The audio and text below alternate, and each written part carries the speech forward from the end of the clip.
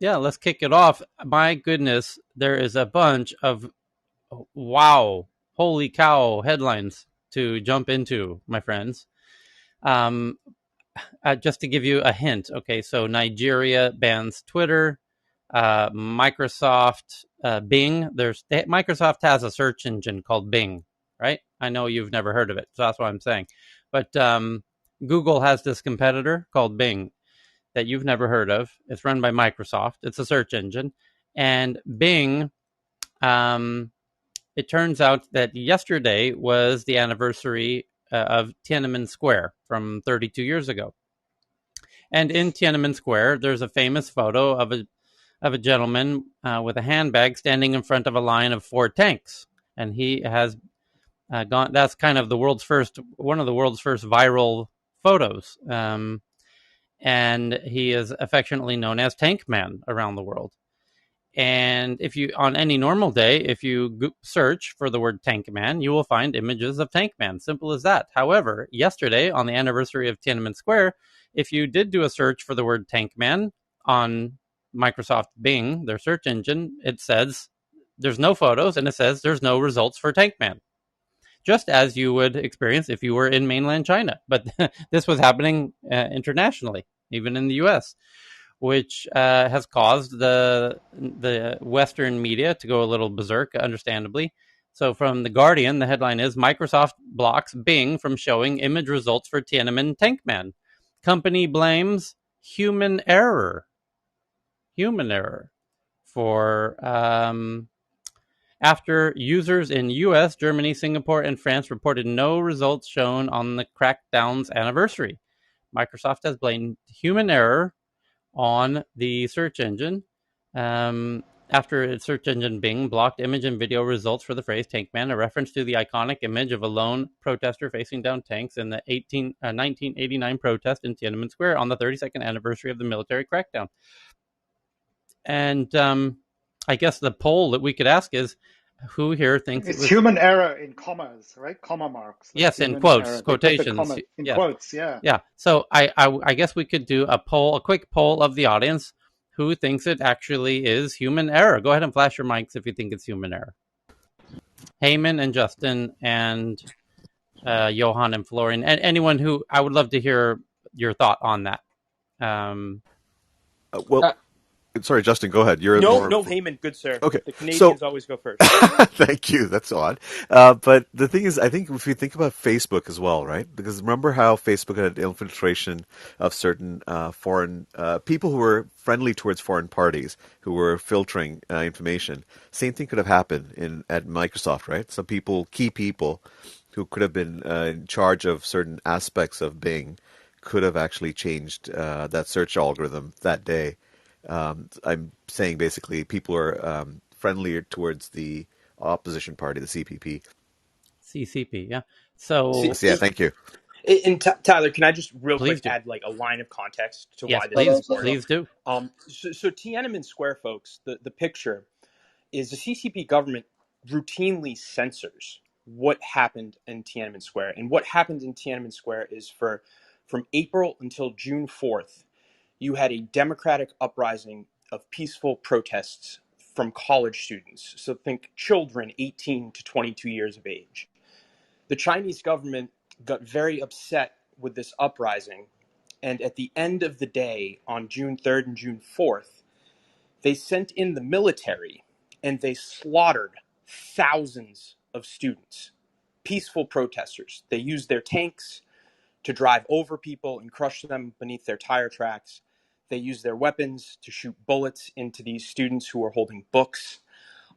And as a result of that, you have, as the military is leaving from this mass atrocity and stomping out of free speech and the rights of these children, you have this line of tank brigades coming out of Tiananmen Square. Nobody saw what happened inside Tiananmen Square throughout the world. Nobody knew. But once you had that line of tanks coming out of Tiananmen Square, everybody was able to put it together. And ultimately, this older gentleman, nobody knows what happened to him. Nobody knows what happened to the tank crew, but he stood in front of the tanks, sacrificing himself to make a statement that they will not stand for the CCP government's murder and senseless actions against their students. So this photo, whether you're American, Canadian, doesn't matter, ultimately, to many people, myself included, represents the absolute best in humanity. And for China, the Chinese government, the CCP, represents their absolute biggest fear: hope, humanity, and the ingenuity of the human spirit. So I just want to add that context, Tyler. And I want to add that Justin is my favorite person to follow in Clubhouse. And we just came from the room that Justin and Jeff and friends do together, which is political news around the world in a very similar format that we do here. And I'm glad they do a similar format that we do here, because we that do tech news around the world together every day, usually twice a day, absolutely love this format. We feel like we've figured out the secret formula of Clubhouse, honestly, and highly encourage and love what Justin does as well. And we encourage everybody here to be part of what they're doing there. And it's fantastic. By the way, the Faraz on stage just brought in one of Israel's most notable decorated military generals who retired onto the stage, and welcomed him to Clubhouse and brought him into Justin's room just minutes ago. Justin's got also one of the best journalists out of Asia from Nikkei Japan was on stage in his room just a minute ago. He just secured David Sanger, and he just continues to be this fantastic bridge between Clubhouse and the best political journalists, the best political minds, and parliament members, various Congress members in the U.S., and that is incredibly important for the future of this app, because we're going into midterm elections where you're going to have political candidates. And if you've been even around Clubhouse for a minute, you understand that this platform is better than any other social platform as a place for the U.S. political candidates to come in and engage with the voters and the people, and hold the conversations in the town halls in a way that only Clubhouse can do. So please do follow Justin, because it's critically important. And Tyler, thank you for that. I just want to call out some of your members here. Last night, Washington Post PR told us they love our numbers, they love our questions, they love our show. They'll be sending more journalists on. And that's because of people like Cheryl, Victoria, Faraz, Amy. I've seen Heyman. Tom is now a regular in our nighttime shows. Florina's in there. The tech news community, not only do you show up in numbers, which helps us book people, folks, the goal is to go and get AOC, Bernie Sanders, Obama, some of the Republicans, hell, maybe Warren, the tech people, Tom Cotton, maybe Trump, who knows? But we can't do that without community members like the members I just named, Tom, Cheryl. And you also don't only show up in force. Tyler and Carl are in the news show in the morning. You ask very thoughtful questions. I like to say my audience at night is the smartest on Clubhouse. I may have to amend it to say my audience and this audience are the smartest on Clubhouse. So thank you, Tyler. I know why you're torn on that, because it's a different intelligence. I mean, you have the most politically intelligent people in Clubhouse, hands down. I mean, no one's even holding a candle to you. And then we have the most intelligent tech audience, and again, hands down. But that's why they're both. It's two different tribes, and there's a lot of overlap in that Venn diagram. And today, of all days, we've been doing this twice a day now for many months. Today, more than any other day, highlights that point, because of the headlines happen to be about the Tank Man being banned by Microsoft, the Nigeria banning Twitter, which we will get into a second. The Colonial Pipeline update. There's a huge revelation about how the hackers got into the Colonial Pipeline. That's a political issue. You've got Twitter. Also has other kind of interesting political things happening internally. You got Facebook's employees now telling Facebook that they just banned Trump again for 2 more years. I mean, it's almost like today is the most political tech day we've ever seen, honestly. So it really highlights the point of how much overlap there is between. Have you seen the G7 strike a global tax rate on the tech firms? Yes, that's big there you go. This is what I'm saying. Like today, we don't normally meet on Saturdays. We do, but that's not official. It's the unofficial. It's just for the hardcore folks who are truly addicted, as everyone on stage is. And that's why I say, please help us get the word out, because we don't really promote that we even meet on Saturdays. I didn't even tweet it up myself until the show started. So my point is today is a political tech day like none other, and it's going to be a really interesting show. Tyler, you asked why did we believe that it was a human error? Right. Because nobody can be so foolish that they believe that they can get away with it 2021 when we know the history. There's no way somebody can do that without finding it out. That would be the Swedish perspective. But have you spent time? Do you have a lot of American friends, Johan? It's about you.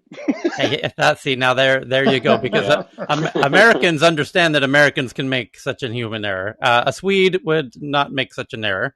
But Taylor, yes. Can I add something real quick onto this topic specifically? And my conspiracy bot brain kicks in. I'm originally from Iraq, and that could it be a hack from somebody that's pro-Chinese government that infiltrated Microsoft? Could that be a possibility? I don't think it is, because why not? Well, Microsoft would say we were hacked by the Chinese. They wouldn't say it was our fault. It was a human error. But that's also. But to Samir's point, they might want to just keep that they don't really know. low key. Yeah, they might want to just keep this thing and let it go away. Oh well, let's get. If we want to put on the tinfoil hats, let's go the whole way and say that there's actually Microsoft has CCP spies working at Microsoft who did a human error. Sorry, boss. Sorry about that. Oops. Yeah. Sorry about that, boss. Oops. Tyler, don't these algorithms work by crowdsourcing? Can't half of China just report the image and can be taken down? Not in this case, because the image isn't available in China to begin with. No, I meant just the large population can just say, hey, report this image, and it gets reported and they take it down. People outside of China, you mean? Yep. Oh, so you're right. Not maybe in that large scale, though. Maybe there are tens of thousands of CCP members outside of mainland China who do have access to Microsoft, and they all simultaneously flagged it as some brilliant sort of operation. Or Bangladeshi click farms. It's a click farm. Akil, by the way, understands technology and how you could do a kind of group effort to fool the algorithm into if you had thousands of people simultaneously flagging content as objectionable, it might fake tell the algorithm to remove this content. But then I think Microsoft would say that's what happened, because Microsoft doesn't want to come out and say, hey, the question is shady or stupid. You're either shady or you're stupid. And Microsoft doesn't take any pleasure in coming out and say, actually, human error, we're stupid. They don't want to say that. They would rather say, actually, something shady happened. They would prefer to say that some, CCP members outside, hiding in Toronto or all around wherever, all of these Chinese embassies around the world all simultaneously, did this campaign. They would love to say that. They would love to say anything other than actually we're stupid. But today, their official statement is we're stupid. And Tyler, PR right here, Crisis Communications 101 for folks. This is what I am good at. You always blame somebody else if you can. If you can't blame somebody else, you blame somebody else.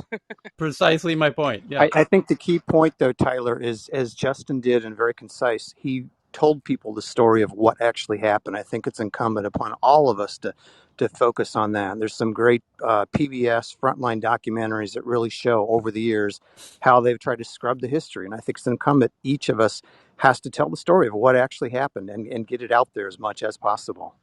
Yeah. I mean, that's a separate issue. I'm just curious to know, is it unavailable on Instagram and Facebook also, or is it just the search engines? It was just Bing. It was No, it wasn't just Bing. It was just Bing. Motherboard reported that it actually impacted DuckDuckGo, of all places. And Yahoo. Wait. This is new. So, this is news. This is news. It's from Vice. Vice has reported that Motherboard has verified that the issue also impacts image searches on Yahoo, DuckDuckGo, which both use the Bing system. So that's Bing. Oh, because they use Bing. Yeah, okay, exactly. Well, then it's not exactly. news. Okay, Jesus Christ, you scared the shit out of me. He Because just wanted the music. He right. just Well, wanted the I was all of music. a about to sudden, say. I did. I was thinking Akil was onto something with his theory then, because then they could repeat their strategy, and this proved, now we figured it out. So Yeah, Akil's yeah. point that if it was theoretically some kind of, um, massive hacker attack, right, which can be automated, by the way. You have, Exactly. a small group of three dudes who make a bot army that flag all of this content, right? But it effectively works like an army of flagging. And So if they have three different bots. They keep rotating servers all over the globe, and they we're use not a going to get into VPN. the no, we So don't need the details. Thanks, Akil. The point is that if they had done this wave of bot army flagging campaign, they wouldn't have only done it to Bing. They would have tried to do it to lots of places, and they would have succeeded in other places other than Bing, right? But they didn't. It wasn't successful anywhere other than Bing, which tells us that it wasn't that campaign. That we can take our tinfoil hats off. That it literally was stupidity and not shadiness. It was so we managed to unravel the puzzle there. It was human error, as Microsoft says, and of course they would love to, they would love it to be otherwise, and they would quickly point out any possibility that it was anything other than their own stupidity. But it very simply was honest, classic, trademark, patented American stupidity. But And also to say in the Chinese terms, it's saving face. that's a good joke. You well, gotta give it yeah, to them. That's a here, good joke. there's also while we're on the topic, we were yesterday in the political newsroom because it was the Tiananmen Square anniversary, where I have many dear friends and work from. I was working there every month for many months, and absolutely, if you've not been to Hong Kong, uh, I highly recommend it. It's one of the world's crown jewels of a city.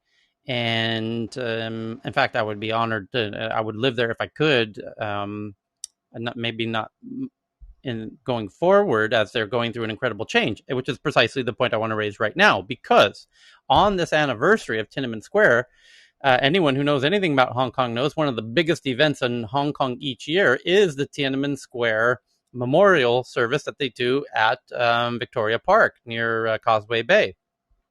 And they fill the park, as they've done for 32 years, in memory of the people in Tiananmen Square. And it's a very moving, touching thing. And of course, some people don't want that memorial anniversary thing to happen. And last year, the people of Hong Kong were told you can't do that. And the people of Hong Kong said, go fuck yourself. We're jumping over the fences and we're doing it anyways. And they did last year. And this year they were told, no, really, we really mean don't do that. And this year, if you do it, you will be jailed for 5 years. And they put, it is reported, 7,000 military people surrounding the park. So now you literally have to not only jump over people, but jump over people, well-armed people, who will very seriously put you in jail, and for what they said would be a 5-year punishment. And so nobody jumped into Victoria Park.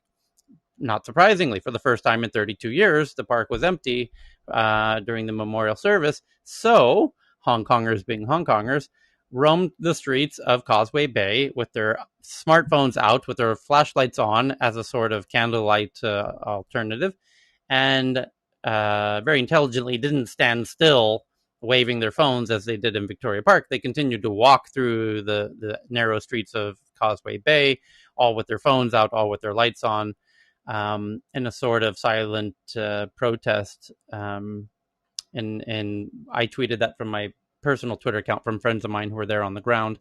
And it was just interesting to see what the locals were able to do in that context. But it's interesting to see how the politics of Hong Kong continue to evolve week by week. And anyway, so that's just one of many political tech issues going on at the moment. There is also, I mean, there's many. Also, so that's Microsoft with Bing. Then you've got Twitter with Nigeria. And I'll hand it to anyone who wants to take this one on, because there's a little bit to unpack here, which, as we just did in Justin's in Jeff's room. Anyone want to jump on the Twitter Nigeria story? Okay, I'll go ahead and do that. So Nigeria suspends Twitter's operations. says that Twitter undermines its corporate existence. Through the Ministry of Information and Culture today, the Nigerian government announced its decision to suspend the operations of Twitter in the country. The statement made by the Minister of Information and Culture could see telecoms in the country prevent Nigerians from using Twitter. Here's the statement. The federal government has suspended indefinitely the operations of the microblogging and social network service Twitter in Nigeria. And they're citing the president's use of the platform for activities that are capable of undermining Nigerians' corporate existence. And essentially, to boil it all down, the leader in Nigeria had sent out a tweet that Twitter felt was a violation of Twitter's terms of service, and they removed the tweet. And some are reporting that he may have been banned because they removed the tweet, so they were not sure if he was able to make further tweets. But as a response to that, Nigeria very simply says, "Get the fuck out of our country." And Justin, you want to jump in? Yeah, Yes. I think that Tyler, this begs a question that I think your audience is uniquely suited to kind of get into. Essentially, the tweet and the reports are, like you said, the president of Nigeria was suspended for 12 hours from Twitter. That pissed him off. But his tweet was essentially, there is like, I don't want to call it an uprising. It might be considered an uprising in Nigeria. And it's a group of separatists.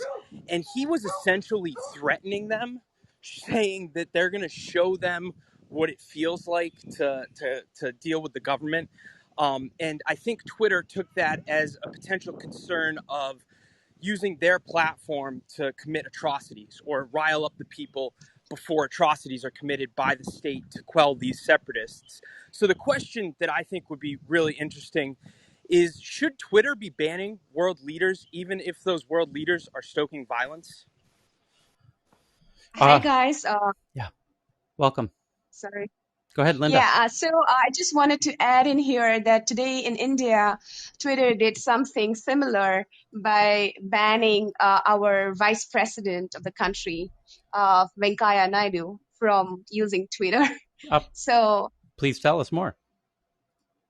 yeah, I mean, I just, just a while ago, I came across this news, so I'm yet to investigate, learn more about it. But I just thought that, I could add to this because you just mentioned about Twitter banning this in Nigeria. Yeah, I had not heard yet about India. So if somebody can find that article and tweet it from their Twitter account and include our Twitter account, TNATW, so I get notified and I can retweet it and share it to our now nearly 2,000 followers. That Perfect. I'll do it right away. Good. Thank you, Linda. Tyler, there's another interesting news. You know, coup that we talked about a couple of weeks ago? Which coup? Coup. Oh, the app. Okay. So not the cuckoo. No. Yep. For everyone who doesn't know, because people outside of India don't know, there is an alternative to Twitter in India called Coup, spelled Koo. Yes. But it is actually a place for the saffron government to have their own agenda. So it is very much like Gab in the US, which was initially planned out for Trump. So it is in India for our Modi. Right. So guess what they did? They actually have been tweeting to Nigeria and saying that they are an alternative to Twitter and that they will follow the government's rules. I'll tweet that article out right now. Just came out. Wow, this is interesting. Crazy. Well, in Tyler, I don't know if you picked up in the expat world here in Thailand, but as of today, Facebook stopped translating automatically. And apparently, there was a bad translation that I guess was embarrassing for someone who was pretty high-so. And so the government appealed to Facebook not to provide translation from Thai into English. So I don't know if there's been an article, but there's a lot of chatter in the expat world here in Bangkok. It gets this whole social media, big tech, American tech companies, social media companies versus governments is getting so complicated by the day that it's getting hard to keep track of it all. I want to unpack that point about Coup because now it's going international, which is here's what's been happening, folks.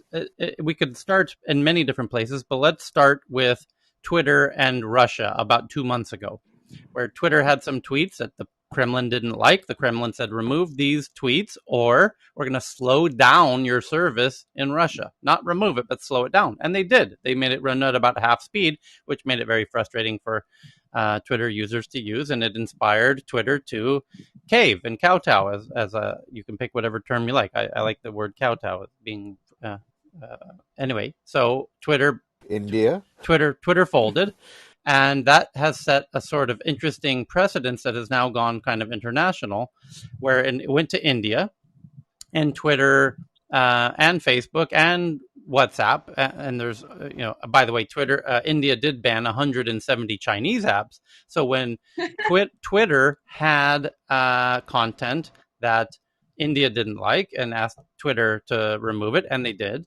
and then India's spokesperson, the official government spokesperson, did some tweets recently. This is about 2 weeks ago. And Twitter didn't remove it, but they put a little warning on it. And then that inspired the government to send down 7 large gentlemen from the government in uniforms down to Twitter's HQ office in Delhi, which was caught on video, which we tweeted from our Twitter account in live time as it was happening. And apparently they just wanted to come down and have a little chat, just a little Q&A, 7 versus 1, little friendly, how's it going? Welcome to Delhi. Hope everything's good. And thankfully for the Twitter staff, they were not at the office that day. But it's obvious that the governments understand they hold the power with these apps. And when they tell these apps to remove content, the apps are removing the content. And that's very notable with WhatsApp in India last week, where WhatsApp was trying to change its privacy policy. India said, you can't do that. WhatsApp said, watch us do it. India said, if you do it, we're going to ban you. India said, oh, sorry, boss. No offense, boss. Let's fix that right away, boss. And so WhatsApp wants that juicy billion users, and they want those billions of dollars. And then it's escalated beyond that. And it's not just Russia and India. It's, by the way, here's where it's gone in the past 48 hours. Facebook employees, it's now being reported in the past 48 hours, are now doing a campaign of signature collection of Facebook staff who are now sending their, very strongly worded letter to Mark Zuckerberg to stop kowtowing to India, and namely India and Israel, because they're democracies and they have freedom of speech. And so why are you removing and banning content when those countries have freedom of speech? We might understand that you ban it in countries that don't have freedom of speech because, the government sets the rules for the speech. But in countries where the citizens have freedom of speech, why are we removing this content that the government doesn't like? We shouldn't be doing this. And you can see the incredible pickle that they are in. Now, it gets even crazier because in the case of India, there's this app called Koo, very ironically named, by the way, but it's spelled Koo. And they positioned themselves as a government-friendly alternative to Twitter. So they got while Twitter was in this hot water with Modi's team, Koo stands up and says, hey, we're going to be very pro-government. And bada boom, bada bing, they get a ton of huge funding recently, $30 million from Tiger Global and others, right in the middle of where it looked like Twitter was going to be shown the door, literally as the 7 guys were in their lobby, the same 24-hour period when Modi's team showed up in Twitter's front door. Their competitor, Koo, got $30 million of funding. What an interesting... And that too from China. Yep. And... That too from China. Right. And at that same time, Koo is, as Heyman is saying, this is just too funny, how now that Twitter's been banned from Nigeria because Twitter didn't do what Nigeria wanted, and when you don't do what these governments want, you get shoved the fuck out. And now Koo is saying, oh, hey, Nigeria, we're a pro-government version of Twitter. Can we, can we cozy up to you now? And no doubt they will. And the government will be like, well, come on in, Koo, as long as we can control you. You take over Twitter's spot here in Nigeria, and we're going to promote you far and wide, because that's what these governments want, is control of these social media outlets. And this is where it gets crazy looking back at America, because now there's the headline that Facebook today, in the past 24 hours, has banned Trump for the next 2 years. And that means he's going to be banned while he's the political candidate to be president again. And even while he's likely to be president. And then you have to ask yourself, what's going to happen to Facebook if Trump is to win the next election.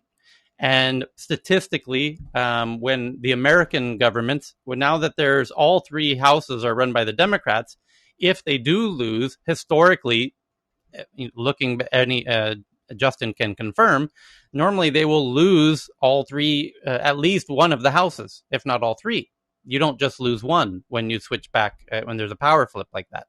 So if he does win, he'll likely win all three houses. And if he wins all three houses, now they're in the perfect position to have an incredibly powerful retaliation against Facebook and Twitter and all the social platforms who collectively deplatformed and banned Dear Leader.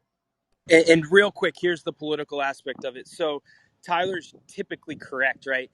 There was a survey done of U.S. House of Representatives senior staff, 50% Democrats, 50% Republicans, and 78% of them, so almost 80% of these very knowledgeable staffers said that it is likely the Republicans retake the House of Representatives in 2022. Now, why does that matter?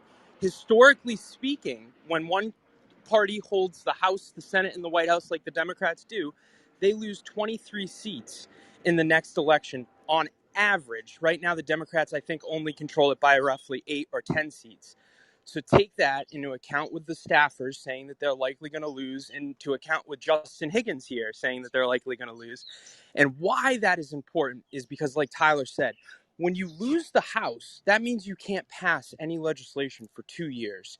And everybody is going to get angry. The Democrats are going to get angry at Biden. The Republicans are going to get angry at Biden. And the Senate right now is 50-50. So if everybody is angry at the Democrats who control the White House and the Senate for not passing legislation because the Republicans won't work with them, that means it's more increasingly likely that in 2024, the Republicans could be able to retake the Senate, which is very close, and retake the White House, especially, well, if Trump runs or doesn't run, it doesn't matter. And if that were to happen, like Tyler said, there is very likely to be some serious retaliation against big tech by the Republicans in power. And realize that the ban ends on 2024, so it's election year that he comes back on Twitter or Facebook. Yes, so it even gets more interesting, believe it or not, because Apple, who so far has managed to stay out of this because they don't have a social network, however, is relevant because Apple's employees recently got together and did a signature collection to prevent Antonio Garcia from joining the Apple team, who Apple had recruited. Because Apple's trying to build an ad network, and Antonio was kind of the ad guru over at Facebook. And so they managed to recruit Antonio, who speaks here in Clubhouse very often as part of the Good Time Show, if I'm not mistaken. One of the it's with the other show with the Big Ideas Show. Sorry, and Apple recruited him to build up Apple's incredibly important future ad network. It's one of Apple's most important business maneuvers of the past decade, I would say. And as he's relocating, selling his house, moving across the country to start work at Apple, literally had sold the house, literally moved cross country, and is showing up to Apple. And as the employees at Apple are doing a signature collection because of unsavory, kind of misogynistic sentences in his New York Times bestseller from about 5 years ago, they said they don't want to welcome him as a team member. And Apple says to Antonio as he arrives at the Apple campus that actually we were retracting our offer of employment, essentially. And that's interesting because, again, today, Apple employees are pushing. There's a headline just from hours ago that Apple employees push back against returning to the office because we had a headline here 24 hours ago that the CEO, Tim Cook, had sent out a letter to all the Apple staff, which we confirmed by our friend Sid, who's an Apple employee who was on stage, said he got the email, said it was very long, and that essentially it had said Apple team members are expected to come back in September and work 3 days a week, Monday, Tuesday, and Thursday. Everyone can have the option on Wednesdays and Fridays of what they want to do. And now the Apple employees are pushing back with the signature collection campaign. Well, gee, Wally, this seems to be kind of like the beginnings of a precedence with these large tech companies with their employees now forming these kind of soft unions of kind of internal political power, which is happening at Facebook, as you just heard. When it comes to the Facebook employees, no longer want Zuckerberg to kowtow to Modi and Netanyahu, very specifically. There's probably others as well. And then Twitter doesn't want them to kowtow to other in other cases. Clearly, the Nigeria one's going to be interesting to see how they feel about that. And now the Apple employees have now done 2 signature collections in the past 2 weeks. And it's a very new. This is kind of unprecedented. These things didn't happen until very, very, very recently at these companies, by the way. So it's a whole new change of events that puts the senior leaderships at these companies in a very precarious position. Cal, as a leader of a very large American company, I'd love to hear your thoughts on this. No, it does. This is how do you you work for your employees, right? As and you work for your moral sense, and then you also work for under the regime that you work in. And when you're a global company, you come to these trade-offs. And the maturity, you can't quite get the maturity en masse from your employees in the moment in time, like you were mentioning yesterday. I thought that was very interesting. There's this kind of activism movement, especially when you've got younger employees and idealistic, etc. But at the same time, they want their jobs, right? They want the conditions they live in San Francisco or in Miami or wherever they are, right? They want those conditions that these companies give them and the salaries, etc. But those come from the fact that these companies have to make these very tough trade-offs in different countries, and it just gets harder and harder to do these jobs. I think the qualification to become a senior leader in these companies is to really be, really educated in political issues, right, globally, and to be able to make intuitive choices like this. Coming to this room is actually probably a better training than any MBA you get nowadays, right? So, very interesting, Tyler. Yeah, and I don't. Tyler, Yes, if I may. yes, please. Yes, hi. I suffer from the same challenge as a head of, working in Iraq and as an executive leading an organization. Corporate politics, and how to deal with a company. It's similar to the governments in a way. The problem that I see, and the way I say it's similar because you need to get the employees involved, get them to own whatever they're doing. That's very important. But at the same time, not all the employees see the big picture. They don't see everything that the leadership of the company sees. So some of the their decisions that they make, like for example Apple or whatever, they need to be better educated again. And this is coming from a very challenged part of the world, very developing part of the world.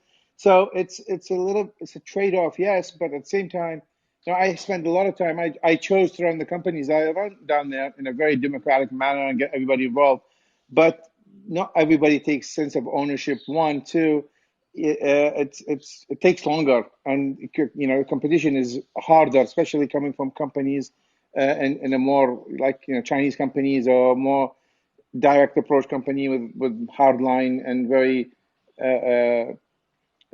They don't take companies or employees' interest at the top. Revenue is the top outline in these companies. Yeah.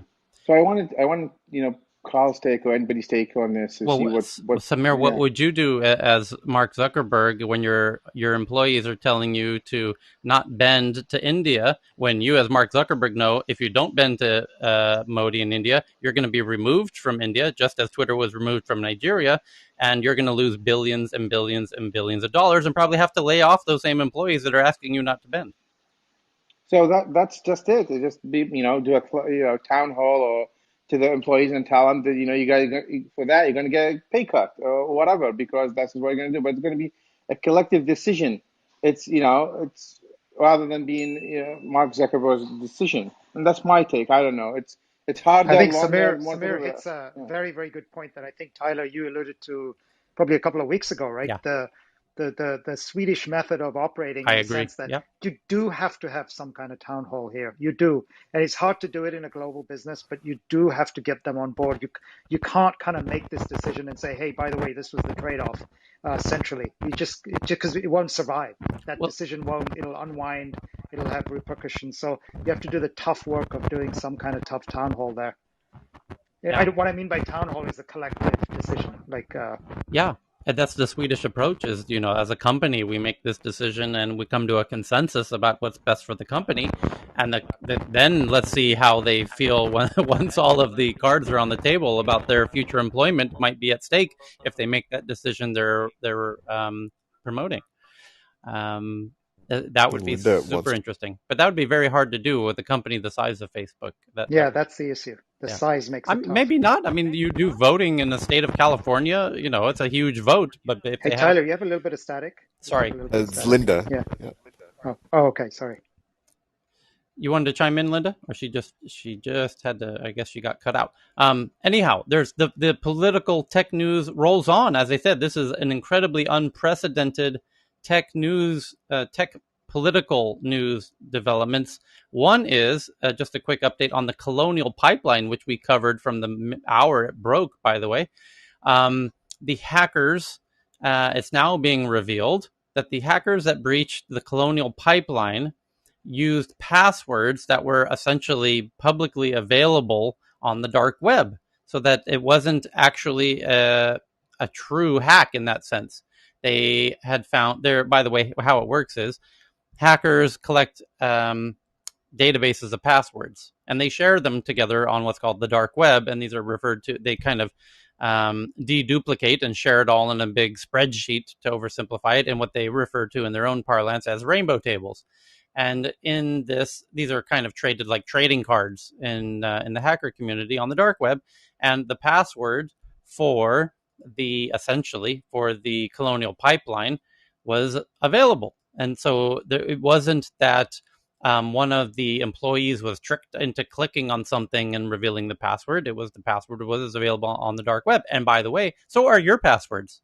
And you can prove this right now as you hear my voice by looking on if you have an Apple iPhone and you click on the password settings in the latest version of iOS 14.5, Apple will show you which of your passwords are on the rainbow tables on the dark web, because they are now on your behalf. Google's doing it too, going into these sources, looking at the rainbow tables, making notes, coming back to you on your password and telling you, hey, bonehead, your password is publicly available on the darknet being traded by hackers. You might want to change this password and then this one and then this one and then this one.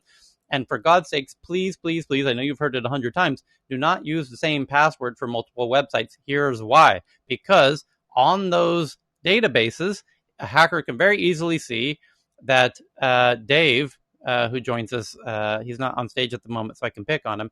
Dave's not the brightest guy in the world, so he uses the same password for every website he goes to. The problem is maybe his bank website isn't included in this, but because they now see he uses the same password, I love my mama, for every website he goes to, naturally it's safe to assume he's using it for his banks, and now I can log into his bank. You see the problem? So it tells the hackers, even if you're reusing your passwords, you probably use it for every site, and now all I have to do is figure out which bank you go to, and then you are screwed. So please don't do that.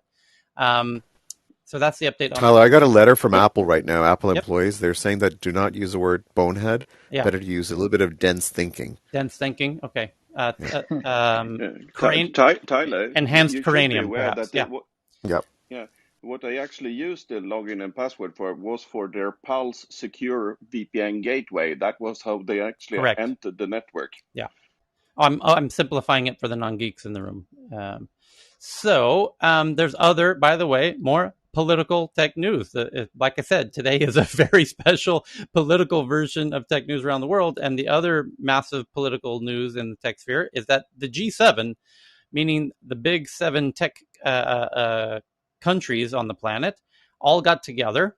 And the G7 have made an agreement that to make a breakthrough deal to tax the big global companies. The agreement by 7 of the world's largest industrial nations the industrial nations is seen as an important step towards changing the global tax structure, very namely for these big American tech companies, Facebook, Amazon, Google, etc. And as it says, the G7 reached a landmark agreement today aimed at making it harder for the world's largest companies to avoid paying taxes. Under the deal reached during the G7 finance ministers meeting in London, members agreed to set a minimum 15% global corporate tax threshold, a step they said would force companies to pay taxes in the countries where they generate their business instead of siphoning profits offshore to tax havens. While the G7 which includes the US, Japan, Canada, and leading European countries, doesn't have the power to impose global norms, the agreement by 7 of the world's largest industrial nations is seen as an important step towards forging a worldwide accord on corporate taxation. And here's the juicy quote. This is a truly historic agreement, and I'm proud the G7 has shown collective leadership at this crucial time in our global economic recovery. From the British Chancellor Rishi Sunak, who chaired the meeting, and the U.S. Treasurer Secretary Janet Yellen said in a statement that the global minimum tax would end the race to the bottom in corporate taxation, which I'm sure Irish takes great offense And I to. guess the Yeah. way that targeted the tech companies here is if you look at the rules, the tax people here, you can do it, but it's the rules making the multinational pay taxes where they operate known as Pillar 1 agreement would apply to global companies with at least a 10% profit margin, right? And then 20% of any profit above this would be reallocated. So that kind of, basically says tech companies with high margins. And it helps out the other companies that operate nicely under 10% profit margin, like a lot of retailers and other retailers, etc. And so there's already a response from one of the big tech companies, namely Google, and this is being shared by Miss Shaw, who's on stage. Thank you for sharing this. And so Google is now saying that Google supports work to update international tax rules, which I just retweeted from the Tech News Twitter account. And by the way, if this is how it works, is while we talk about topics, we tweet out the article while we talk about it from the Tech News Twitter account, which is TNATW. And then other people on stage and in the audience are finding other related articles and tweeting them to us at TNATW, and to help us get the additional context, with Miss Shaw just did. And this is really this article was not really obvious until Hidrija, she shared it. hey, can you get your name? This, like, I just want to make sure we all get it right because we love calling you Miss Shaw because it's easier. But Hidrija, Yeah, how do you Rideja. say it? Hidrija. It's so the H is sort of silent. Yeah, Rija, Rudeja. Yeah. Rideja, And Rideja. Got it. one small You've request. just been absolutely brilliant, by the way, the Yes, last few days. yes, Your fantastic real-time articles. tweeting Yeah, is like MPV. yeah. Like, well, you get the week's MPV from my perspective. Thank you. Yeah, she's got a knack for finding these additional articles that help enhance the conversations, because this point about Google said today that it supports the work being done to update international tax rules after the G7 finance ministers agreed to pursue a global minimum corporate tax rate of at least 15% and to reallocate tax rights for large, profitable multinational companies, of which they are really. They and Amazon and Facebook and a few others are really the main focus of this legislation, and them being one of the people that this is all about, or companies. It's interesting to see them. Tyler, Yes. Amazon has also made a statement saying that they believe that the process that creates a multilateral solution will help bring stability to the international tax system. So they seem to be playing along too. Interesting. Please share that on Twitter so I can retweet their response. The Google response is officially: we strongly support the work being done to update international tax rules. We hope countries continue to work together to ensure a balanced and durable agreement will be finalized soon. And in the meantime, we're starting our own goddamn country. Thanks for playing, everybody. We've now. Last time I heard anybody claiming we will bring balance to the force, it ended very, very badly. Yeah, but how can we please place bets? How long do you think it will be before Amazon and Google buy their own island from Myanmar and create their own sovereign tax territory to operate from? And why wouldn't they do that? and the audience goes silent. because they know that's exactly what they're going to do. Like this tax hello, stuff is. hello, Tech Monaco. Welcome to Tech Utopia, ladies and gentlemen. Step right up. It's a tax-free ride for all the big tech companies. Google Land, or maybe So I think I think it gives Amazon a whole new context, does it not? no, but hang on. I think a couple of days prior to this, there was a headline coming out of one of the political bodies, one of the global political bodies, which said getting rid of global tax havens. I'm forgetting which one. There was a headline around this. Anyone remember? Cal? Anyone? Are you No. talking about the G7? I don't know the headline, but it's I think they I established a think so. 15% I tax. think Justin, I think it was the G7 that came out saying one of the objectives is to get rid of the global the tax havens globally, and then Well, hitting that's the and whole that, point of that this whole thing, right? Yeah. Like partly. yeah. So coming back to address Tyler's question about if you get rid of the global tax havens, be it Luxembourg or I'm not going to mention How another can they create a new country. one? That's what you're saying. How can they create a new Exactly. one? Yeah, And possibly. and Yeah. then bringing this headline today, so it kind of gels together as to what the plans are globally.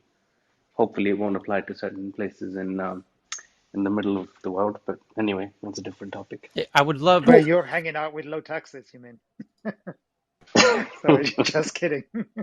I mean, but it only takes one country to say, "We'll let you play here for a very low tax rate." And of course, maybe it will no longer be in the EU, but if Dubai or somebody, I'm not trying to paint anyone with a bad brush by suggesting this, but certainly there are countries that um, would certainly find this like an opportunity.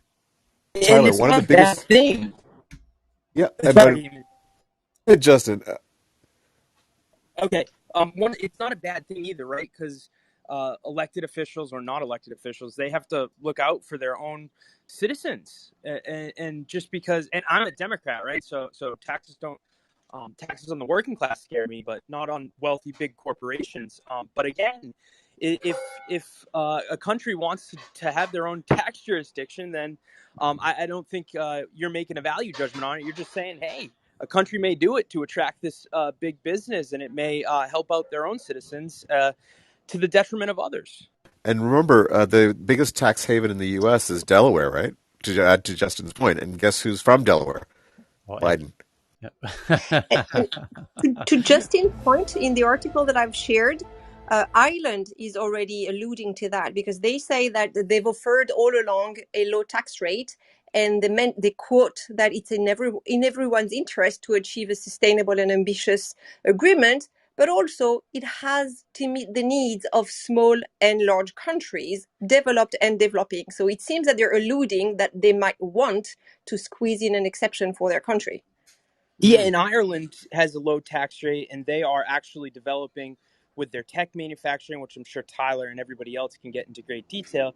But to give some perspective, in addition to Delaware, Puerto Rico has a low tax rate, Yes. no federal taxes. And specifically to show you the benefits that countries can reap from having that low corporate tax rate, a lot of pharmaceutical manufacturing and some of the technological manufacturing that used to happen in Puerto Rico has shifted over to Ireland because of their low tax rates. And that's sent not only thousands of jobs, but it increases the soft power of that nation and does bring a lot of benefits for their citizens. So coming from a liberal, you may be shocked to hear that, but that's my story, and I'm sticking to it, folks. And all the crypto boys live in Puerto Rico. So Yep. everyone's down there.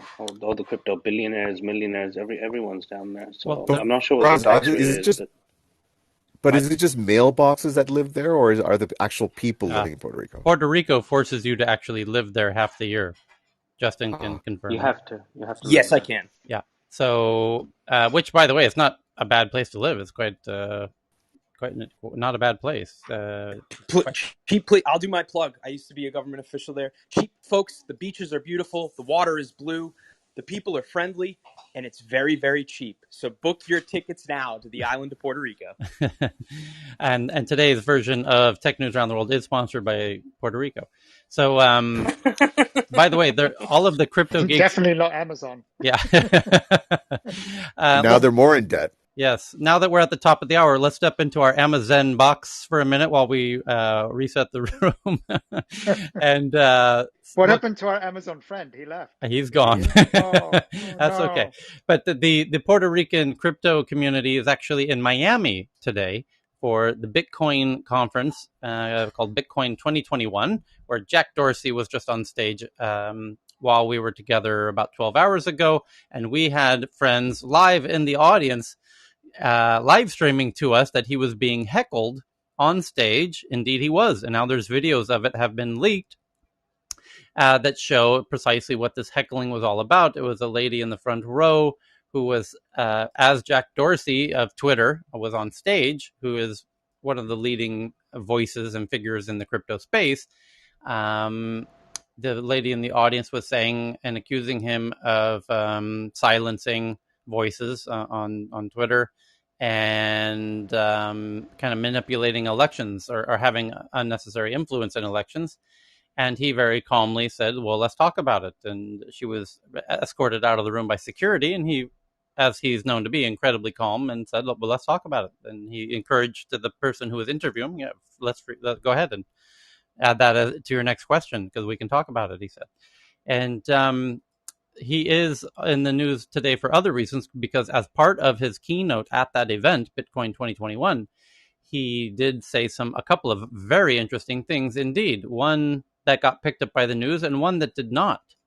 And the one that did get picked up by the news is that Square, his other company other than Twitter, which is a fintech company, which is now legally a bank in America, which did just buy Tidal, the Spotify competitor, for very interesting reasons that everybody missed other than myself, which Jack Dorsey confirmed by liking my tweet revealing what his real motives were in buying Tidal, which I'll reveal to you in a second. But Jack says that Square, his fintech company, is weighing a possible Bitcoin hardware wallet, which is very interesting for a fintech company to do because a lot of his competitors who are fintech companies like to hold the keys to these crypto wallets. And he's taking a very empowering decision for his Square users by making a hardware wallet, which really puts the keys of power into the hands of the users. So I have to say, I really applaud his suggestion of doing this. And it's a helpful educational hygiene type of thing for people who are holding crypto to learn that they need to hold it in a hardware wallet and not in the app where they are trading it necessarily. So that's an interesting development that the press is picking up on. But there was one other thing that he said that the press is not picking up on, which is far bigger implications. He hinted, as a result of this lady in the front row yelling that he's having unnecessary influence and silencing people and causing unnecessary influence on elections, he said something truly brilliant. He said, well, to demonstrate his love of the blockchain, he said, well, we might be able to make a blockchain version of Twitter. And he said it, and Jack Dorsey, if you've not met him, speaks very softly. He doesn't really raise his voice. He has a very subdued kind of tone. And he said very casually, oh, well, maybe, someday, maybe we could do some kind of blockchain version of Twitter. That is an incredibly profound statement, my friends. Here's why. Because what he's essentially saying is Twitter essentially is forced to do many of the things they are doing with regard to moderation, to stay out of hot legal water all around the world, which we've spent the past 30 minutes discussing. They don't want to do the things they're doing in India, for example. They don't want to be stopping free speech in a country with free speech like India. Similar to what the employees at Facebook are telling Facebook. Twitter feels the same way. We don't want to do that, but we might feel that we have to do it for financial reasons, and it gets very complicated ethically, morally, financially. So by saying, well, maybe we could do a blockchain version of Twitter, what he's saying is it now exists out of the hands of anybody to control it. It exists on the blockchain. And once it's on the blockchain, it's decentralized, and whatever happens on it, and there's no one able to moderate it. It's It's its own living beast on the blockchain, and no government can do anything about it. And if something is put on there that Putin doesn't like or Modi doesn't like, he can go fuck himself, and there's nothing he can do about it because it's on a blockchain that he can't stop, and he can't kick it out of his country. So that's why I said it's a rather profound statement for him to say, what if Twitter itself moved to the blockchain? Because then he could say, when Putin is telling him, you need to remove these tweets or we're going to slow you down.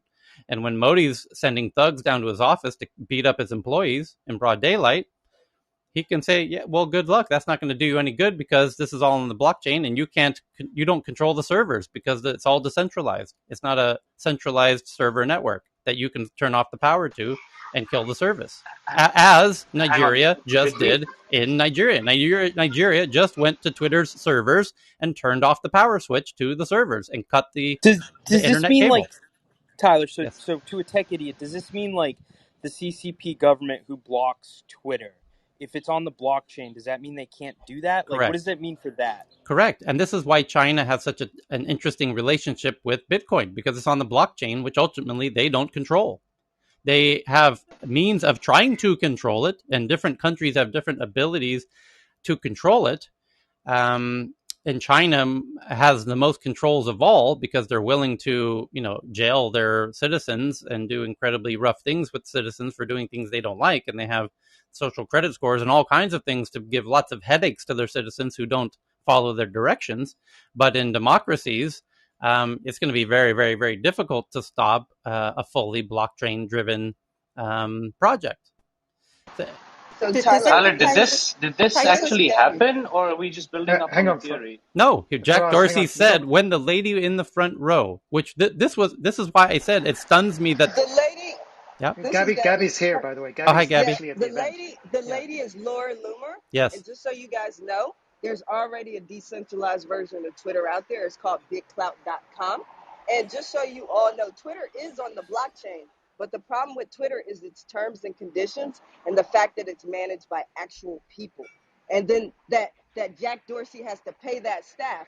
He has a responsibility now. You know, when you own a business, you feel like you're indebted to the families that are in your business. So he has a responsibility to make sure the stock continues to grow and all those people continue to have a job. I'm down here in Miami right now with Jack Dorsey, but he might not win at the end of the day because I watched what happened with the Nigerian stuff, and I make sure the Nigerians know there's another way around. The real reason why that move with Nigeria happened is because the Nigerian government has its own version of Twitter they're trying to put the people on too. That's the other thing that people don't know. It's called Chewy. I think it's CHOWWE. I got it on my Twitter, but I'm into all this, and everything that you put online is already on the blockchain. It's just the algorithms that these social media companies are layering on to reduce your visibility. Thank you, Gabby. And I'm And by done. the way, I want to credit Gabby was the person who was with us when the lady was in the front row in real time, and she was saying that shit's going down here at this She event. broke it. She actually broke that news here. Yeah. Yeah. Thank you, Yeah, Gabby. and that was Laura Loomer, Yeah. and you could Google her, but she's currently suspended from Twitter, and that's part of her personal. Yeah. Yeah. So, if I can just say something. Yeah. So, Gabby, Twitter being on the blockchain is great, but I don't think BitClout will be a fair comparison on account of the off ramp not being there, unless that has changed. So, please do educate us. So the off ramp is there, but the problem is your own regulations in your country. Sorry. So in America, we don't have rules yet that allows that type of off ramp. But in Canada, how their government goes is if there's no rule for it, you won't be penalized. You won't, like, if they create one, they can't go back in history and try to penalize you. So Canadians are creating the off ramp. Different people are. In America, you might want to be cautious with it. And so Understood. we're gonna force this revolution. We're all in this digital revolution right now. We're gonna force it. It's coming whether they want it or not. And by Understood. Thank you. this is fantastic what you're saying, Gabby, because let me unpack this for the non-crypto folks at home who are just joining us. There is this development of Bitcoin has been a decade in the making of a there's a very big grand plan and vision to take power back as citizens out of the hands of governments, essentially, to oversimplify it. And the governments are doing what's called a bear hug to embrace it and control it, essentially. And that's why you're seeing the government in the US, for example, controlling all of the on ramps and off ramps to the blockchain. They're making all of the exchanges be regulated and controlled so they can see every transaction. The government can now force these exchanges to reveal all of the transactions and all the users behind these transactions so that they are no longer, well, they can essentially control it, right? So the point is that people, the real hardcore OGs are like, yeah, you can try and bear hug this all you like. We're going to go out here in the wilderness and circumvent your plan of the bear hug.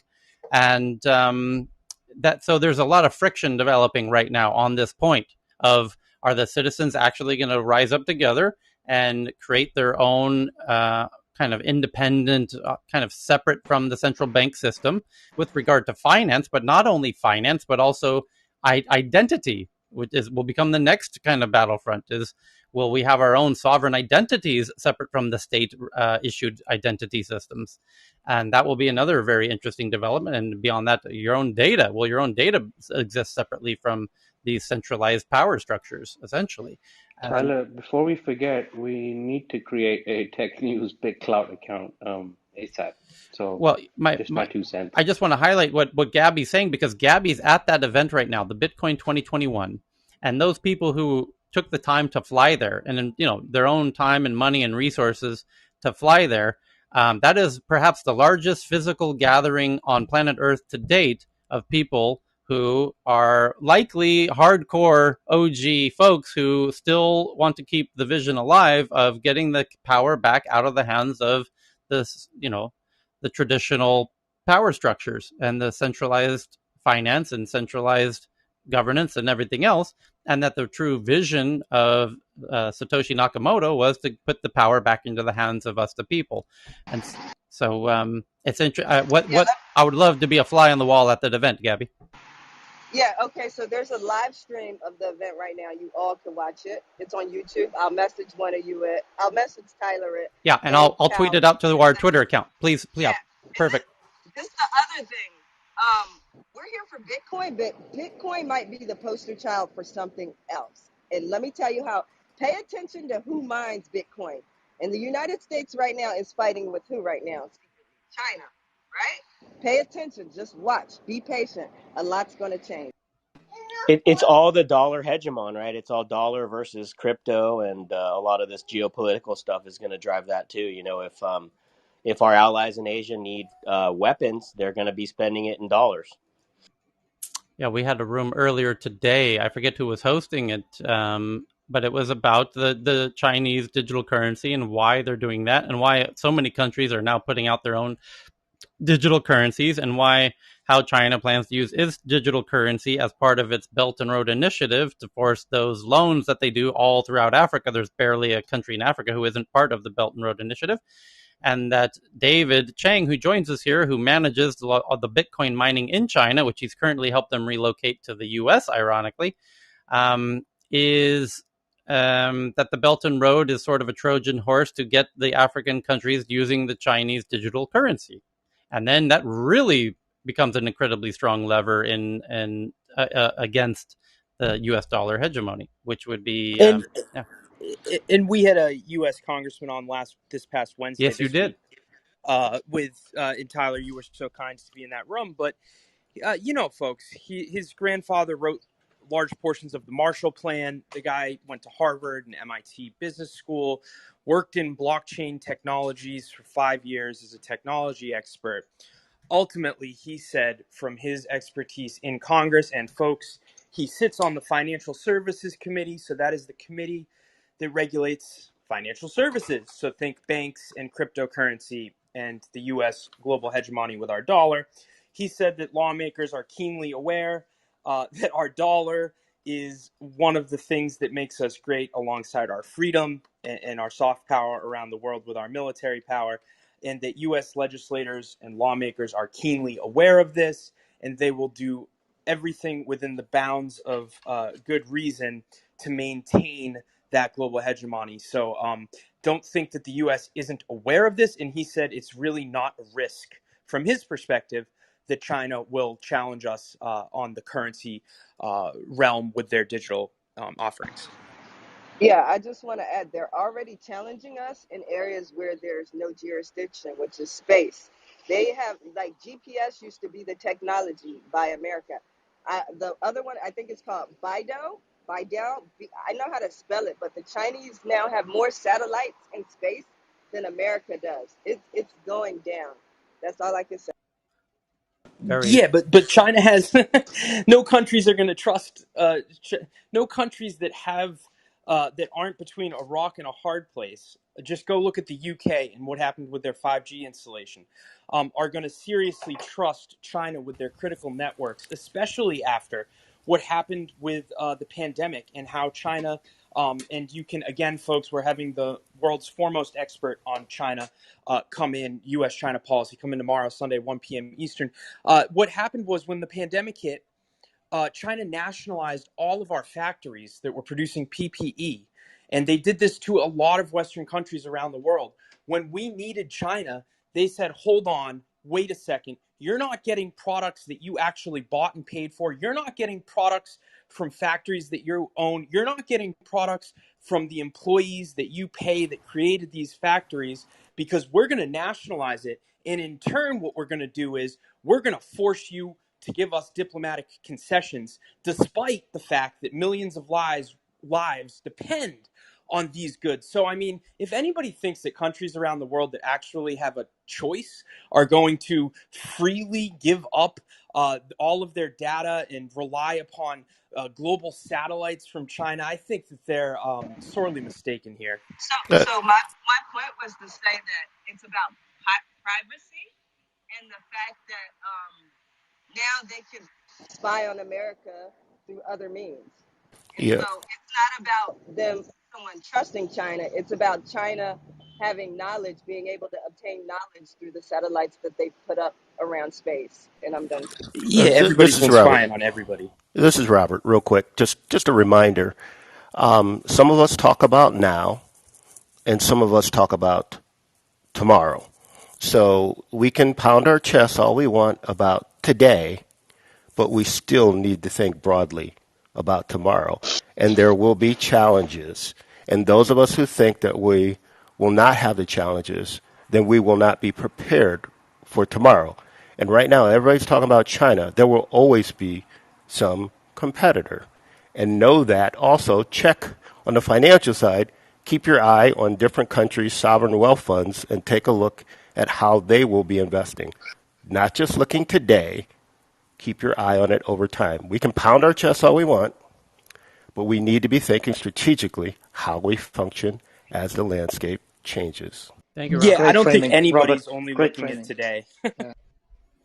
No, Um, it's good. I think the framing that Robert just gave actually pulls it all together. We're all having the same, we're actually in the same thing. We're just talking about today and we're talking about the future, and we got to watch out for China. That's why Gabby's giving us a big heads up there. well, Gabby, by the Guys, way, what headline did I miss? 1 second, What Sorry? headline Ben. did? Yeah, we'll circle back. Gabby just sent me the link to the live stream for the Bitcoin 2021 event happening in Miami. So I just tweeted that from the Tech News Twitter account, which is, again, TNATW, which is the first letters of Tech News Around the World.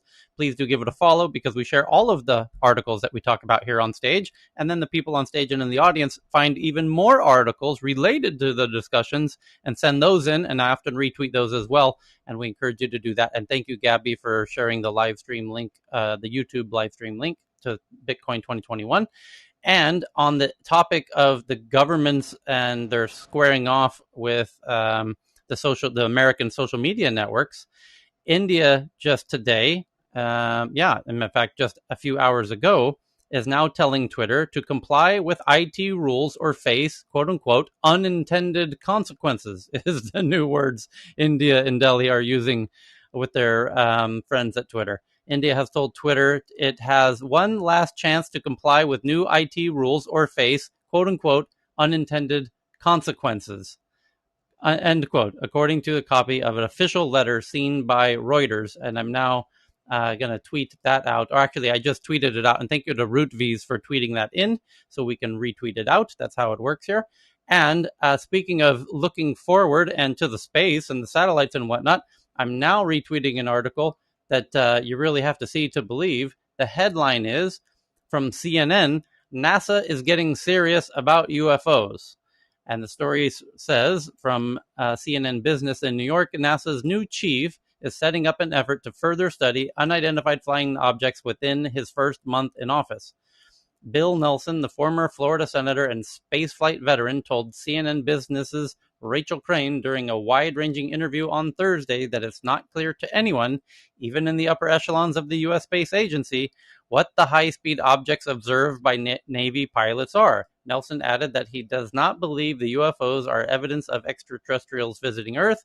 I think I would know if that were the case, Nelson said, but he acknowledged I'd be premature to rule that out as a possibility. Nelson's comments echo the findings of new Pentagon report expected to be released later this month. 5 sources familiar with the results of that study told CNN that U.S. intelligence officials found no evidence that the UFOs are alien spacecraft, but investigators also have not reached a definitive assessment as to whether these mysterious objects might be. We don't know if it's extraterrestrial. We don't know if it's an enemy. We don't know if it's an optical phenomenon, Nelson said. We don't think it's an optical phenomena because of the characteristics of those Navy jet pilots described. And so the bottom line is we want to know. And I would highlight that, as Ben mentioned yesterday, very correctly, that there's very likely instrumentation elements involved. However, in their 60 Minutes interview, the 4 pilots collectively said they saw it with their bare naked eyes right in front of their ship, which would make it very hard for it to be a mechanical error of some kind unless they were wearing some very invisible screens in front of their eyes and the UFO. So, interesting that NASA is getting And I've serious worked with about this. UFOs. Yeah, go ahead. Sorry to cut you off, Tyler. I just wanted to say for your audience, I've worked with Ben Nelson and his former senator, former astronaut, in his office on multiple occasions because he's, he was the senator for Florida, which is basically the Puerto Rican delegation in a lot of ways. And I just wanted to say, this guy's a sober actor. So if he's not the type of person to come out and say that he's going to create an investigation just to get into the news. That's probably why he lost his seat, folks, because he wasn't that type of lawmaker. So if he's actually taking this seriously, I think that this is a larger signal, political signal here, why I'm piping up, that the US government and the former government actors are beginning to actually take this stuff seriously. I'm just wondering also what are we missing by wasting this much time on the UFO? And we were saying UFO. Why not extraterrestrial? Is there a reason why? I'm just wondering whether the UFO is something they Earth literally made. don't because they literally here's the word because they don't know what it is, so it's unidentified. They're just very factual. Could it be But part of the but Space Force defending here, against terrestrial organisms? here's the kicker with all that. They already knew all this already existed. Like you just pay attention to the fact that it's reaching headlines right now while everybody's part of us are being revolutionary. I'm Right. a scientist for the federal government. I know all this. Like this isn't new news. It's just Right. where the United States wants to allocate their budget. We do it every year, fiscal year for the United States budget is September 30th Mm-hmm. every year. Exactly. So what's the distraction? What's going on? Well, I just don't want you guys to know where my people are from, so keep on not believing it. It's the budget. It's the budget. Keep your eye on the money. That's my favorite, most logical Yeah, explanation, actually. Yeah. yeah. Gaslighting and a smokescreen justification for some soon to come spending proposal seems the most sensible. I agree with Ben. Has proven himself to be sensible repeatedly, and I agree that if we're going to take the sensible route, that seems like a nice path to go down. Speaking of the government and very interesting stuff, and the FBI specifically, a story breaking today from the Wall Street Journal that the FBI director compares. He's talking about ransomware. It says, Director of FBI says it is investigating more than 100 types of ransomware, many tracking back to Russia. and compares the challenge of this wave of cyber attacks to the 9/11 attacks. And that's why you're also now seeing, as Justin was talking in the other room, that there's a lot of movement in the U.S. Political sphere to label these attackers as terrorists, because the outcome of what they're doing is in some ways comparable to terrorism, especially shutting down medical facilities and critical infrastructure pipelines and meat supplies and things like that. But so Tyler and anyone in the room, is that actually true? I mean, isn't terrorist the outcome of terrorism to try to change a political or other type of regime? The definition, excuse me, basically, not to go word for word, but the definition of terrorism is basically a non-state actor attacking a government. And just to really put a fine point, and I hate agreeing with Tyler so much, but the man is wise.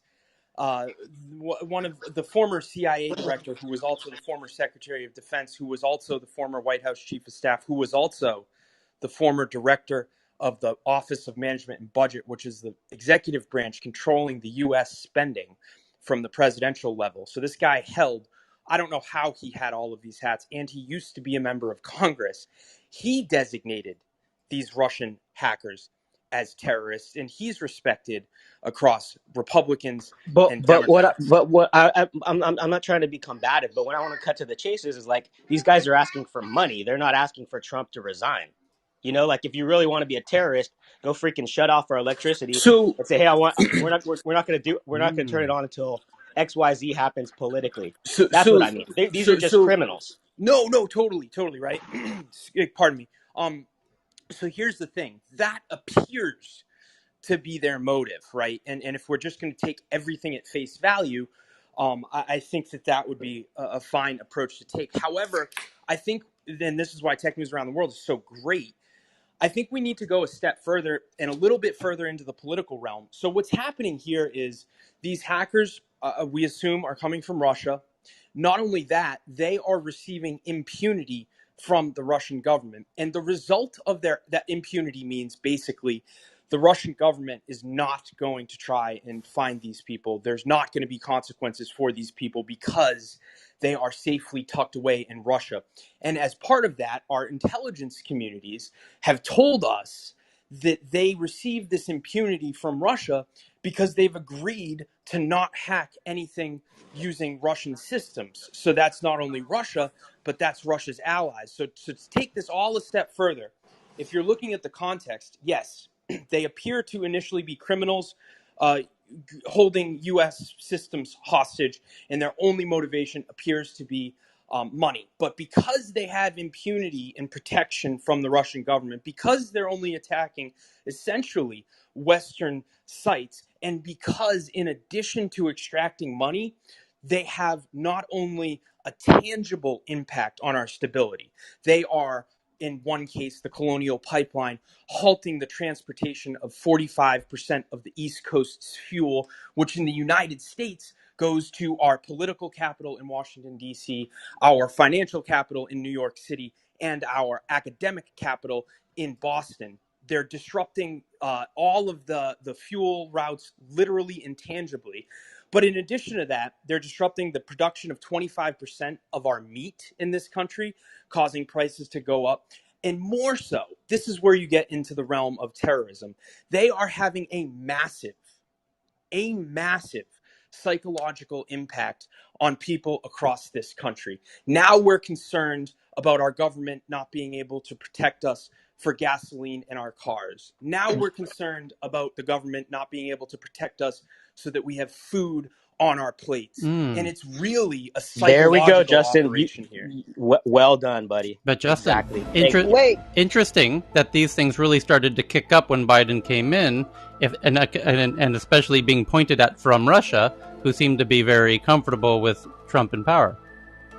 Yeah, but wait, Russia was doing wait. a number of things. Real quick, on the money side, again, follow the money. And I posted on Twitter, Tech News, you guys, relating to Russia's National Wealth Fund getting out of dollars. Think about always look at the money and what countries are doing. But Russia has been removing their dependence on dollars. Yeah, well, And if yes, their but national wealth fund has exited, know that they're planning stuff and preparing. No, they've been doing that for. So Tyler, I'll invite my friend on your show, and I mean this whenever you want. He was Trump's National Security Council Director of International Economics, and now what he does is he basically has a tech startup that does servers for companies that kicked off of Amazon and Google, trying to create free speech. I disagree with that completely, but that's neither here nor there. He's in the tech world. He told me Russia's been doing that for decades. right. And if you go and look, they have a $600 billion fund it Well, preserves. they're So doing Tyler, anything. go ahead. They're doing anything they can, which, from their perspective, believes minimizes the strength of America. They believe that Trump minimizes the strength of America. That's why those things Yes. are not inconsistent. Yeah, Yes, can I add here? exactly. This is Gabby. Hi, And Gabby. if you pay attention to what this is really doing, remember, I think his name is Steve Bannon, who Trump recently pardoned. You got to break things to fix them. His theory is something like that, right? And pay attention to the hackers. They're asking for ransom and cryptocurrency. But this is also related to the federal government's budget. The bipartisan bill that I expect to be passed in America, I have to look it up, is all related to America getting smarter on computer technology, code scripting, because the Russian country is a lot more intelligent than Americans are. And I've been watching this. It's all related to the budget. You're back to where we started. But there's another Yeah, point. so I just have to really quickly disagree that the Russians are not more intelligent than the Americans, specifically in the government. And like I said, I had conversations. You all had conversations. Cheryl was there. Tyler was there with a member of Congressional Financial Services Committee. Nothing regarding blockchain is being discussed in public or behind the scenes. But Well, also, so I wasn't saying the government. I was just saying the people, and how they know how to work Yeah, the people computer of Russia systems. are being Yes, yes, censored. the people, The not the people of government. Russia, Yeah. the people of Russia are being censored, and they don't even know a tenth of the information that the people in the United States know. And again, I don't want to jump to conclusions, but I would bet and I would be very confident in saying that these are not the people, quote unquote, of Russia that are hacking American systems. These are essentially proxy actors for the state of the government of Russia. well, So let's just be. that's what the FBI director is saying. But back to the point of why they are terrorists and not just traditional hackers or being labeled as such is because the reason they're saying, we're asking for ransoms, when their real motive is more actually to destabilize the country. If the reason they're saying we want ransoms is a smokescreen, because if they were to say, actually, we're Russia and we're trying to destabilize your country, then it's an act of war. But by saying, we're not state actors and we're not trying to destabilize your country, we just want a little ransom, we just want some bitcoins, y'all. It's no big deal. This ain't no big Kremlin driven nothing. We just a couple of small little dudes hiding out in Ukraine looking for a couple of bitcoins. Then you can't go guns blazing, into a new World War III. So it's We're just a couple of children with a buck and a dream, right, Tyler? but yeah, it's obvious. I mean, what would you expect them to do? To declare that they're, Kremlin operatives, trying to destabilize the country by shutting off your meat production and your oil production? What I what would you expect? But the FBI I think they're director just in this, probing. I'm sorry, I think they're just probing what they can do. I think that it's, too. in my opinion, I lived under an authoritative regime in Iraq during Saddam's time. Yes, is that I find it hard to believe that this, like you all are agreeing to, but I'm just seconding all that. It's hard to believe that the state is not involved in Russia. But I think it's they're probing what they could do, what their capacity is with the solar winds and with this pipeline, and I think this is just testing the waters, if you like, That's the because most that's con- what's going on, in my opinion. that's actually Yeah. the most concerning thing about it, because if that's the case, that means they have 50 other vulnerabilities that we've not yet realized they have access to, or maybe hundreds, and then we are I utterly, mean, utterly, utterly fucked if they ever decide to pull all of col- those cards out from under the table. colonial was a compromised password, and that's the part that actually makes it even more kind Let's of let's scary, let's right? pray and hope that these are Ukrainian kids looking for a couple bitcoins. Yeah, my I mean, point. because like now you log in somewhere and Safari will tell you if your password and email have been in a leak, you know. Right. So So like these were just looked up. yeah. These were just looked up on the internet, essentially. Right. So the FBI director in the Wall Street Journal article that came out today, his name's Christopher Wray, said that the agency was investigating more than 100 different types of ransomware, many tracking back to hackers in Russia, and compared the current spate of cyber attacks with the challenge of posed by September 11th terrorist attacks. Here's the quote: "There are a lot of parallels. There's a lot of importance and a lot of focus by us on disruption and prevention." Mr. Wray said in an interview on Thursday, "There's a shared responsibility, not just across government agencies, but across the private sector and even the average American." Mr. Wray's comments, among the first publicly since the two recent ransomware attacks gripped the U.S. meat and oil and gas industries, come as a senior Biden administration officials have characterized ransomware as an urgent national security threat and said that they are looking at ways to disrupt the criminal ecosystem that supports the booming industry. Each of the 100 different malicious software variants are responsible for multiple ransomware attacks in the U.S., Mr. Wray said. I tweeted out the article. There's one other one other quote in the article. He says, "Now realizing it can affect them when they are buying gas at the pump or buying a hamburger, I think there's a growing awareness now of just how much we're all in this fight together," he says. The scale of this problem is one that I think the country has yet to come to terms with. And I just tweeted that from the Tech News Twitter account at TNATW.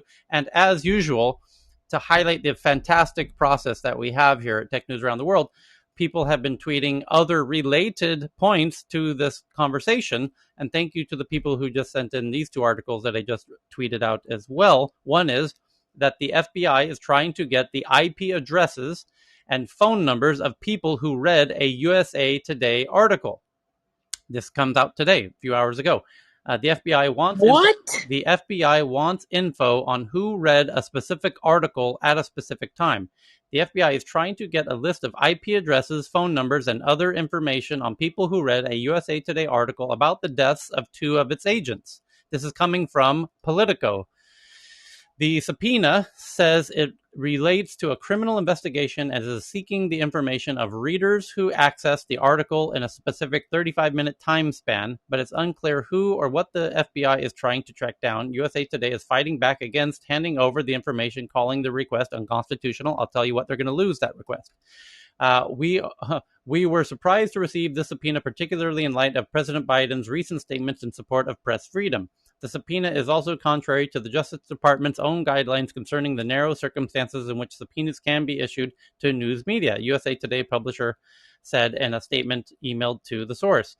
The article in question was one published on February 2nd of this year about a shootout that occurred when FBI agents tried to execute a search warrant in a child pornography case, resulting in the deaths of two FBI agents and the suspect. The subpoena filed by the FBI special agent requested a large amount of information about the devices that accessed the article from 7:03 p.m. Eastern Time to 7:38 p.m. Eastern Time on the evening it was published. It's unclear why the request was made, given that the suspects described in the articles was, by the time of the article it was published, reported to be dead. However, the FBI is looking for USA Today says in a court filing that I just tweeted that out so you can read that. So this is the second time that the Biden, real quick, Tyler, but the Biden administration came in saying that they would protect press freedoms. Again, guys, I'm a liberal Democrat. I say this as a liberal Democrat. This is the second proof point that Joe Biden has lied. I will repeat that. Joe Biden has lied to the American public, and specifically his Department of Justice, which includes the FBI, has gone after confidential sources from the New York Times, and they just stopped on June 3rd, while a month ago, Joe Biden said his administration would not do that. And now they're going after a wide range of people like you and me and Tyler and Cheryl and everybody else on this stage. They're going after our information in case we read this website. I think that this is extremely dangerous. I think it's flagrant, and I think that this is beneath the Biden administration. So there's the Politico.com version of the story, which says USA Today is fighting the subpoena from the FBI aimed at readers of the Florida FBI agent shooting. And Gannett is the publisher, contends the demand for the details on who accessed the USA Today articles violates the First Amendment. The newspaper publisher Gannett is fighting the effort by the FBI to try to determine who read a specific USA Today story about a deadly shooting in February near Fort Lauderdale that left 2 FBI agents dead and 3 wounded. And I will tweet this out as well for those who are interested in this topic. And there's another related article due to the fantastic brain trust of people on stage who keep sending in fantastic articles to our Twitter account at TNATW. So New Zealand, this is coming from CNN. I just retweeted this. New Zealand is a Five Eyes outlier on China. And this is coming in just in the past 24 hours from CNN. It may have to pick a side. And I have some insider information on this particular article that I can share with you. And what they're saying is there's something called I assume the article does cover this. So let me just share from the article directly. Could it be that New Zealand is turning into New Zealand? New Zealand into New Zealand, like Prime Minister Xi Jinping, the leader of China. New Zealand, get it? Haha. New Zealand, New Zealand. Could it Keep your be? day job, dude. Yeah. Exactly. This is not my joke. This is CNN's joke, by the way. I take no credit for this incredibly terrible pun. But it was part of a preview of an incidentary segment of an Australian TV show, 60 Minutes, premised on the idea that New Zealand is so desperate to keep China, its biggest trading partner, on side that it has cast aside both its morals and its friendship with Australia. The clip quickly spread online, and on Monday, the Australian Prime Minister Scott Morrison flatly denied its suggestion that New Zealand's approach to China was jeopardizing its relations with Australia. Australia and New Zealand are trading nations, but neither of us would ever trade our sovereignty or our values, Morrison said after talks with Prime Minister Jacinda Ardern in New Zealand's star tourist attraction of Queenstown. The phrasing of the 60 Minutes clip has been bombastic. New Zealand is hardly New Zealand, but it spoke to ongoing questions over New Zealand's close relationship with Beijing at a time when other countries are taking a tougher approach to China. And in the past year, other members of the Five Eyes, a Cold War era partnership to share intelligence between the US, Canada, the UK, Australia, and New Zealand, hence the Five Eyes. It's an intelligence sharing operation between those 5 countries. Have stepped up criticism of Beijing over alleged human rights abuses in Hong Kong and Xinjiang, even labeling Beijing's actions in the later as genocide. 4 of the 5 call it a genocide. New Zealand has shied away from going that far. And the article goes on to say it's precisely because China is by far the largest consumer of New Zealand's products. And if China stops buying New Zealand's products, New Zealand is utterly fucked economically, which prevents New Zealand from criticizing China because New Zealand knows how strong China is.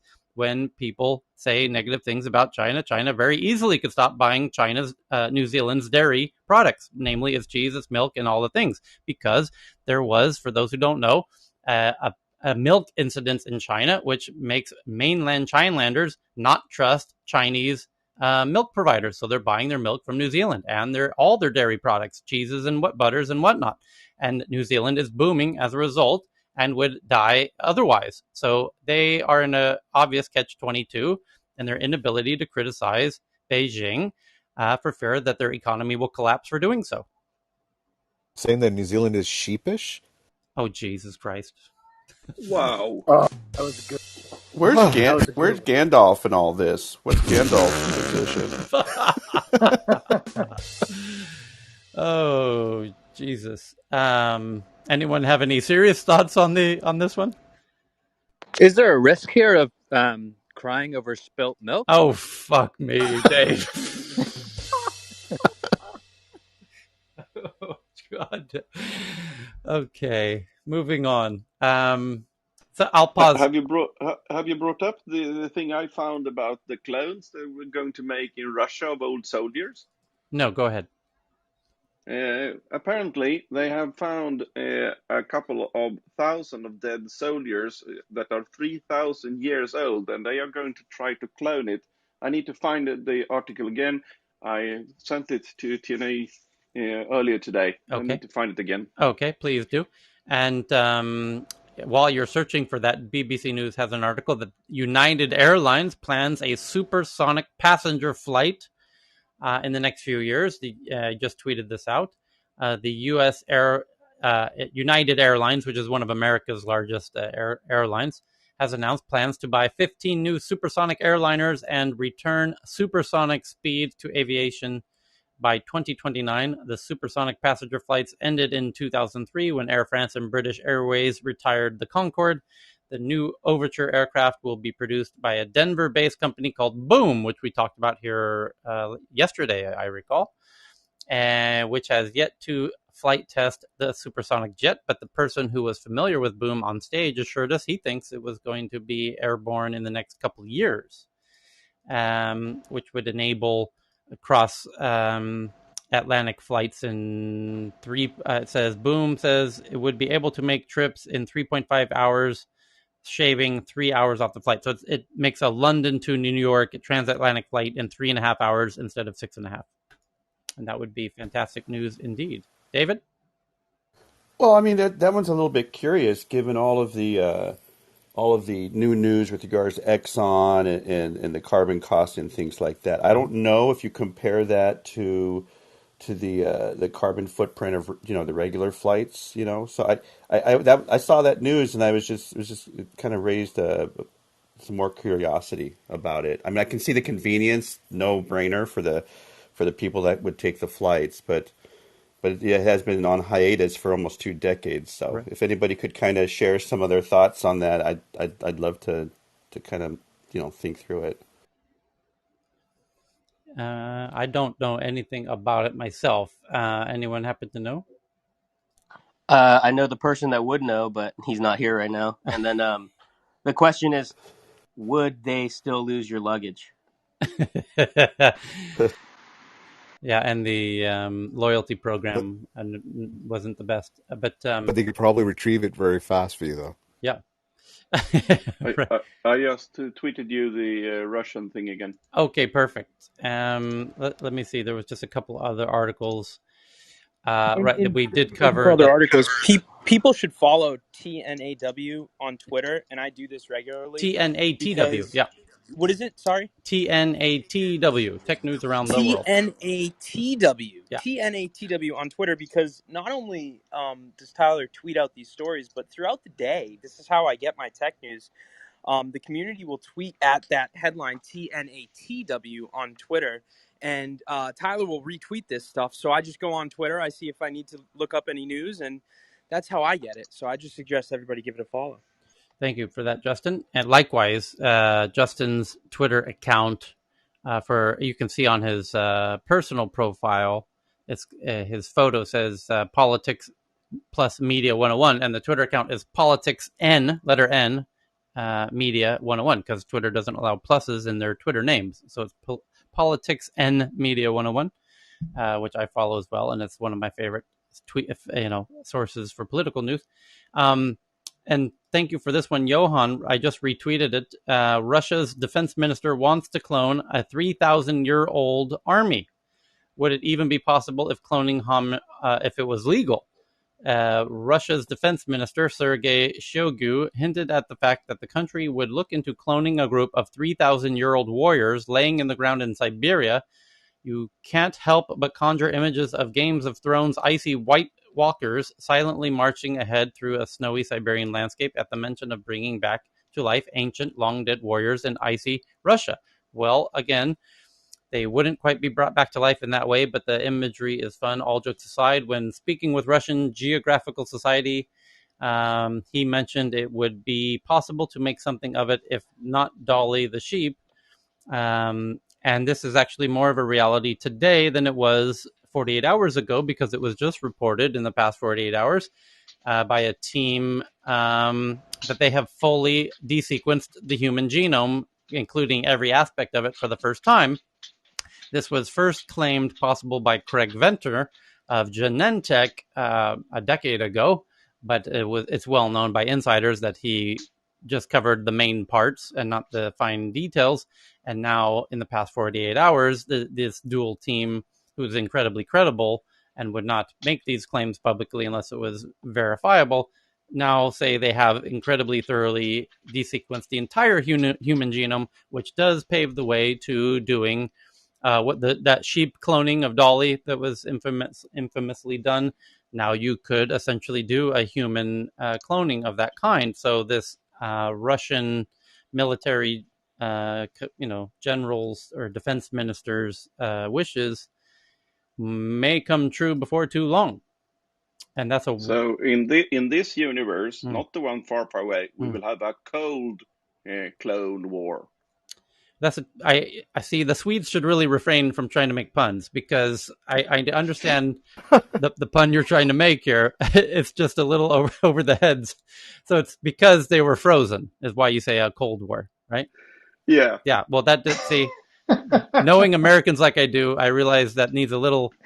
Your punchline needs a little unpacking for the American audience. So these are not the puns you're looking for. Yeah. These are not the puns you're looking Sorry for. for that. But I rather die trying.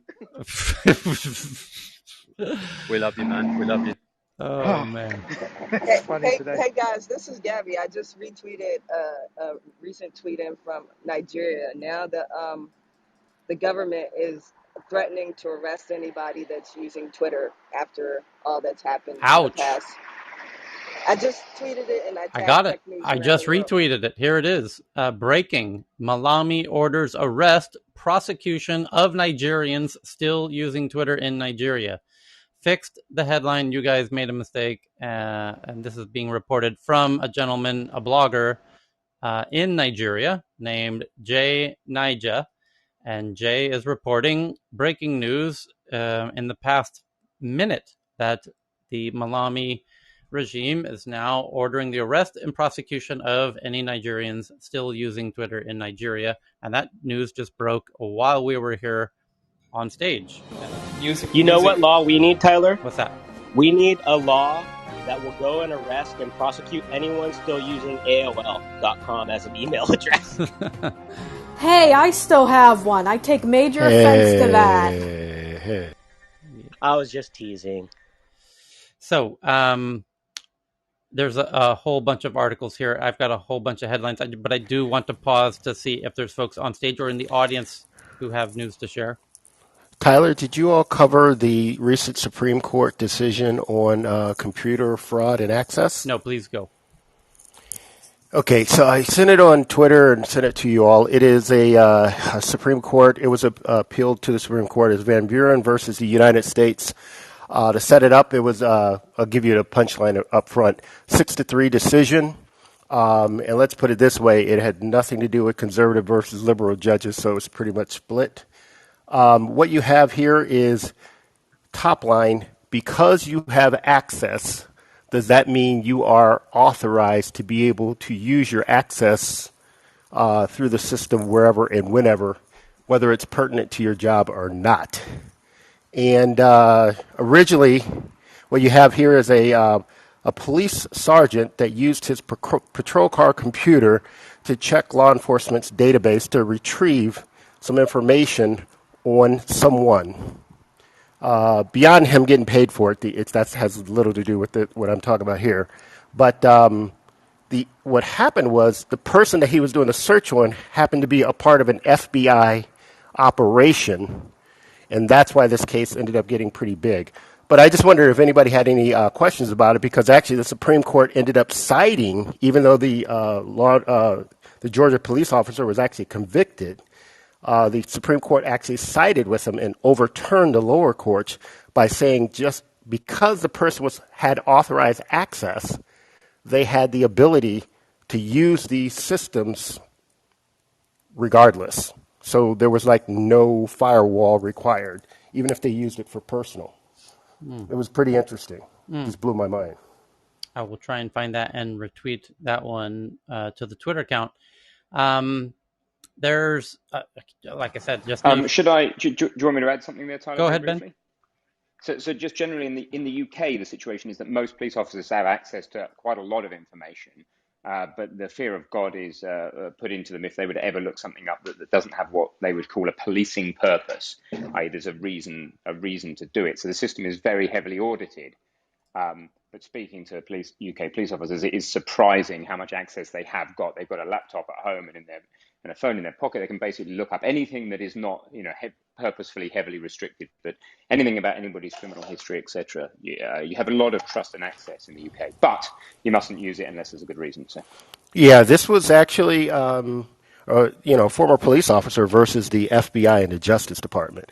But, beyond law enforcement, I think we should be thinking about the deeper story relating to the law that was passed relating to how you utilize your access beyond law enforcement, because this lays a precedence. Yep. So there's a few other. There's no shortage of articles, but a little fun one. I'm sorry, someone was jumping in there. Go ahead.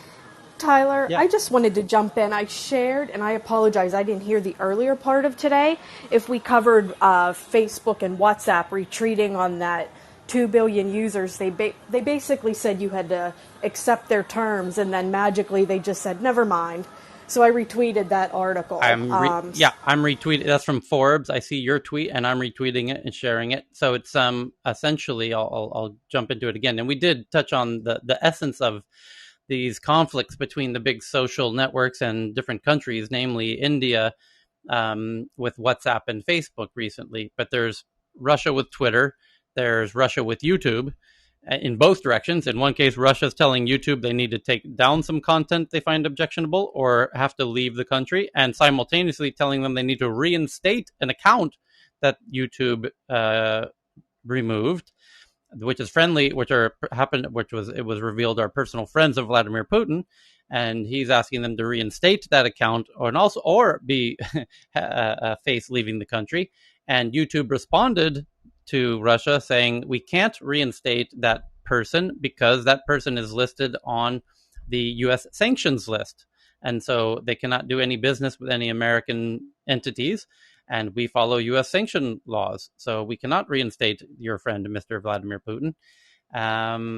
And so, but it's not just YouTube in Russia; it's also Twitter. And in both cases, the Kremlin has told both Google, in the form of YouTube, who owns YouTube, and Twitter, we will continue to slow down the rate of your speeds of your services until you comply.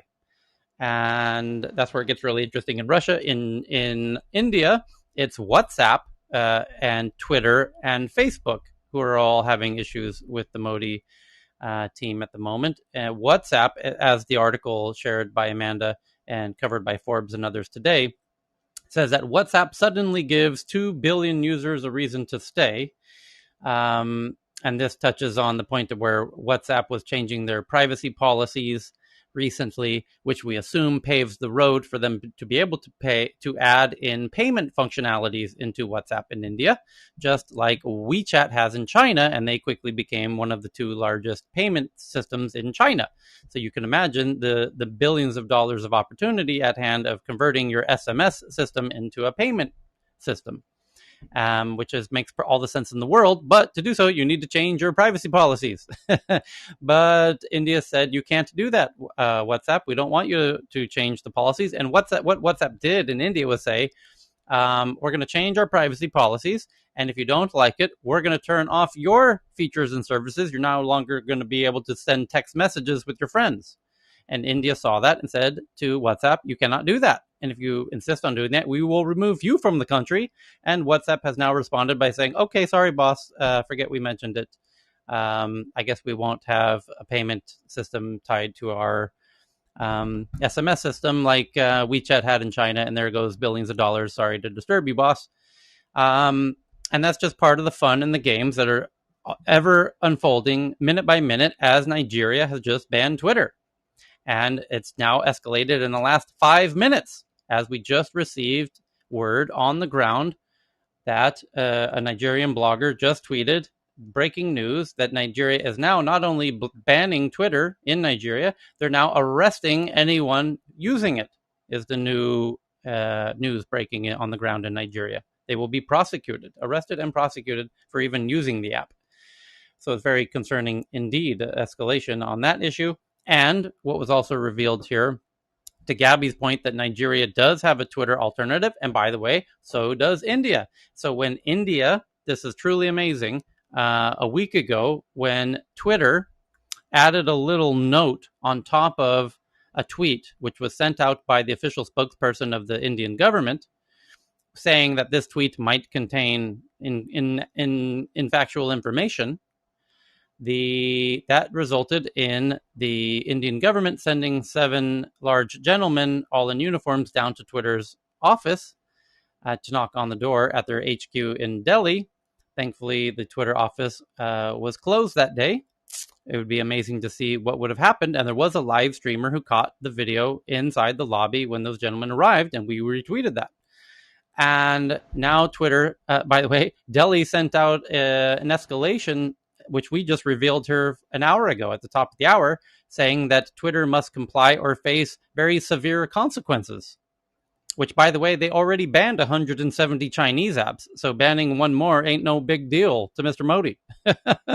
Even if it's Twitter, and especially, and by the way, he would love to ban Twitter. How do we know that? Well, because precisely at the same hour that the 7 Indian officials were in Twitter's lobby, their competitor, their domestic competitor in India, is called Koo, ironically, spelled Koo. And Koo, as the domestic version of Twitter, which is completely controlled by the Indian government because they're domestic and everything, all the servers are within India, Koo, at that same day, literally at the same hour that the Indian government was in Twitter's lobby, Koo received $30 million of funding to grow inside of India.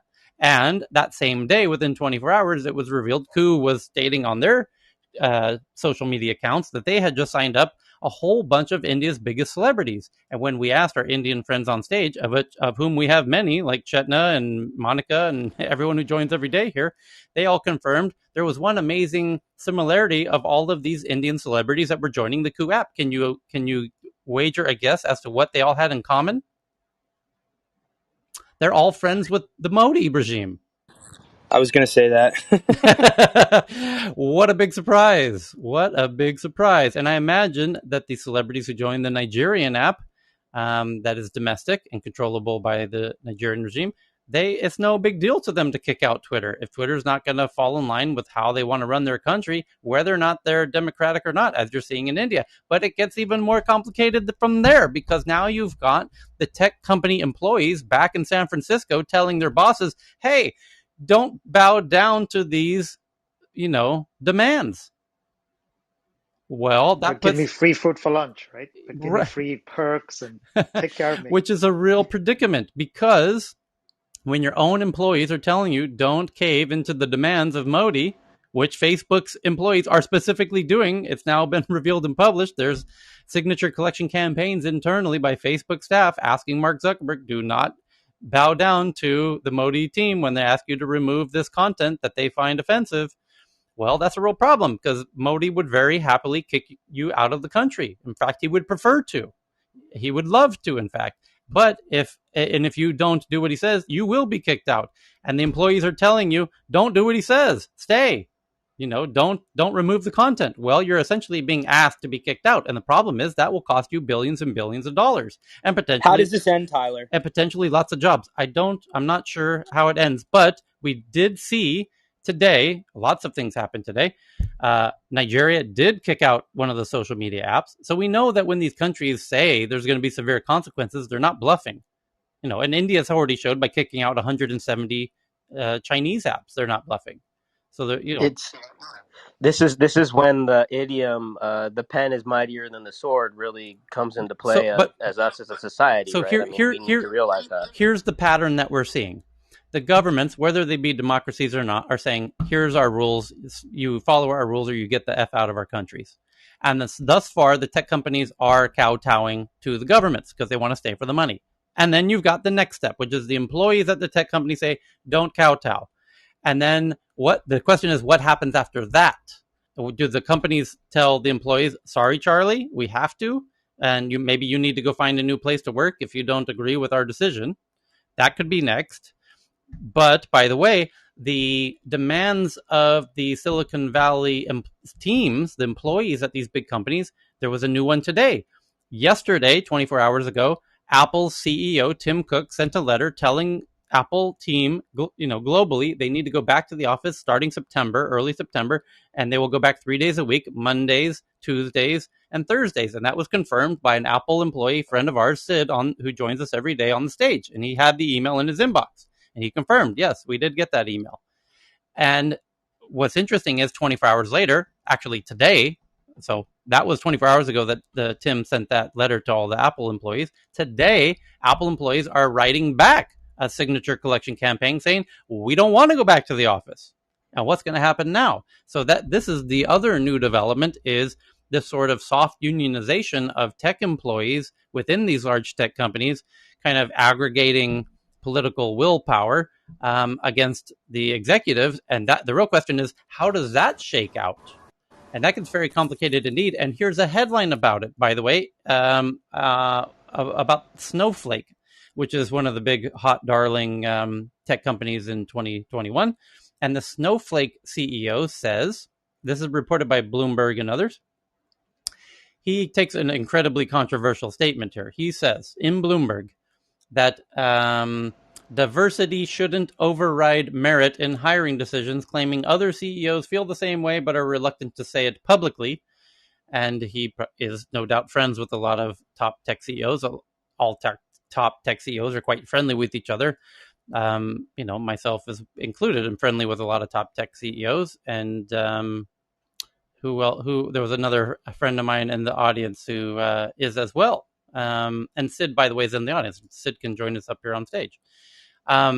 And let's get Dan up here in case he's got some green tech news. And Florian hasn't been back in a while, and good to see everybody. Tony's back, and Arvin can jump up. And anyway, so raise your hands if you guys want to jump up here. You're welcome to hang out on stage in case there's a point. And let's bring Claudia up. Anyway, so the point is that the Snowflake CEO, this issue about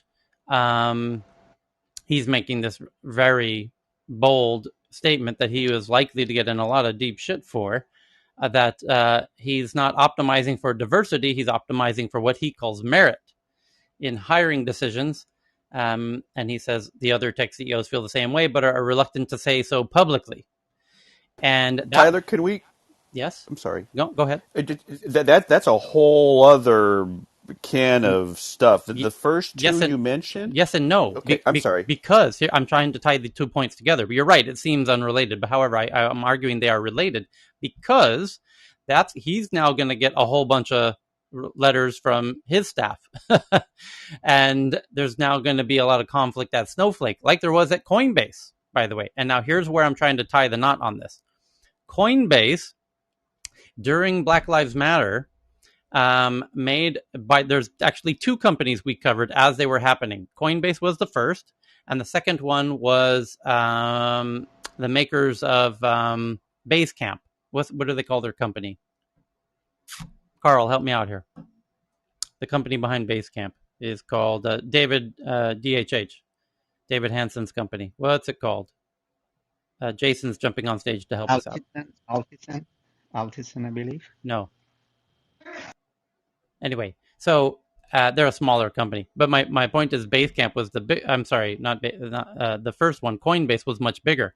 Just prior to their IPO, a few months before the IPO, Coinbase, which is the world's largest IPO, happened this year. They're the huge crypto exchange. Basecamp said, Coinbase said, the CEO said, Brian, we no longer want any political discussions of any kind at work. You're not allowed to have political discussions at work. Basecamp said the same. And if you don't like that, you need to leave. And here's your severance package. Goodbye. It's been fun. We love you. Best of luck. Don't call us. We'll call you. And so those people were shown the door with reportedly generous severance packages. And the point was, in dismissing people who insisted on having political discussions at work, now that decision by the CEO of Coinbase might seem rather smart in the face of what's now happening at Apple and Facebook and Twitter and all these things where the employees are kind of doing this soft unionization and strong arming the companies into incredibly difficult, tight corners. Coinbase doesn't have that issue because you're not, as an employee, you're not allowed to talk about anything political anyways. So that's why I'm trying to tie this all together, You because mean they try and stem the problem before correct.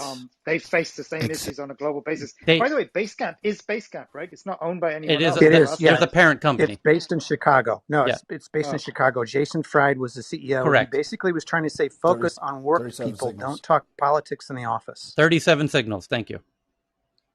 Yeah, DHH and the other co-founder, you said his name. Yeah, I think they saw. I think both of them, Brian at Coinbase and DHH and the 37 Signals team, I think they saw that in the future, these political discussions can potentially get them in very difficult situations that we are now seeing with Apple. By the way, Apple had two difficult similar situations. so from being seen as dictatorial in a sense, they might be seen as visionary in a couple of years, Correct, or but at least trying to stem that problem. But correct. it's interesting. Yeah, that's a good angle. What it I comes down wonder. to, what I would call activism employees, which as an American you have the right to do whatever, but and a lot of team members within companies feel, hey, we're a small little nation here at work, let's do this together.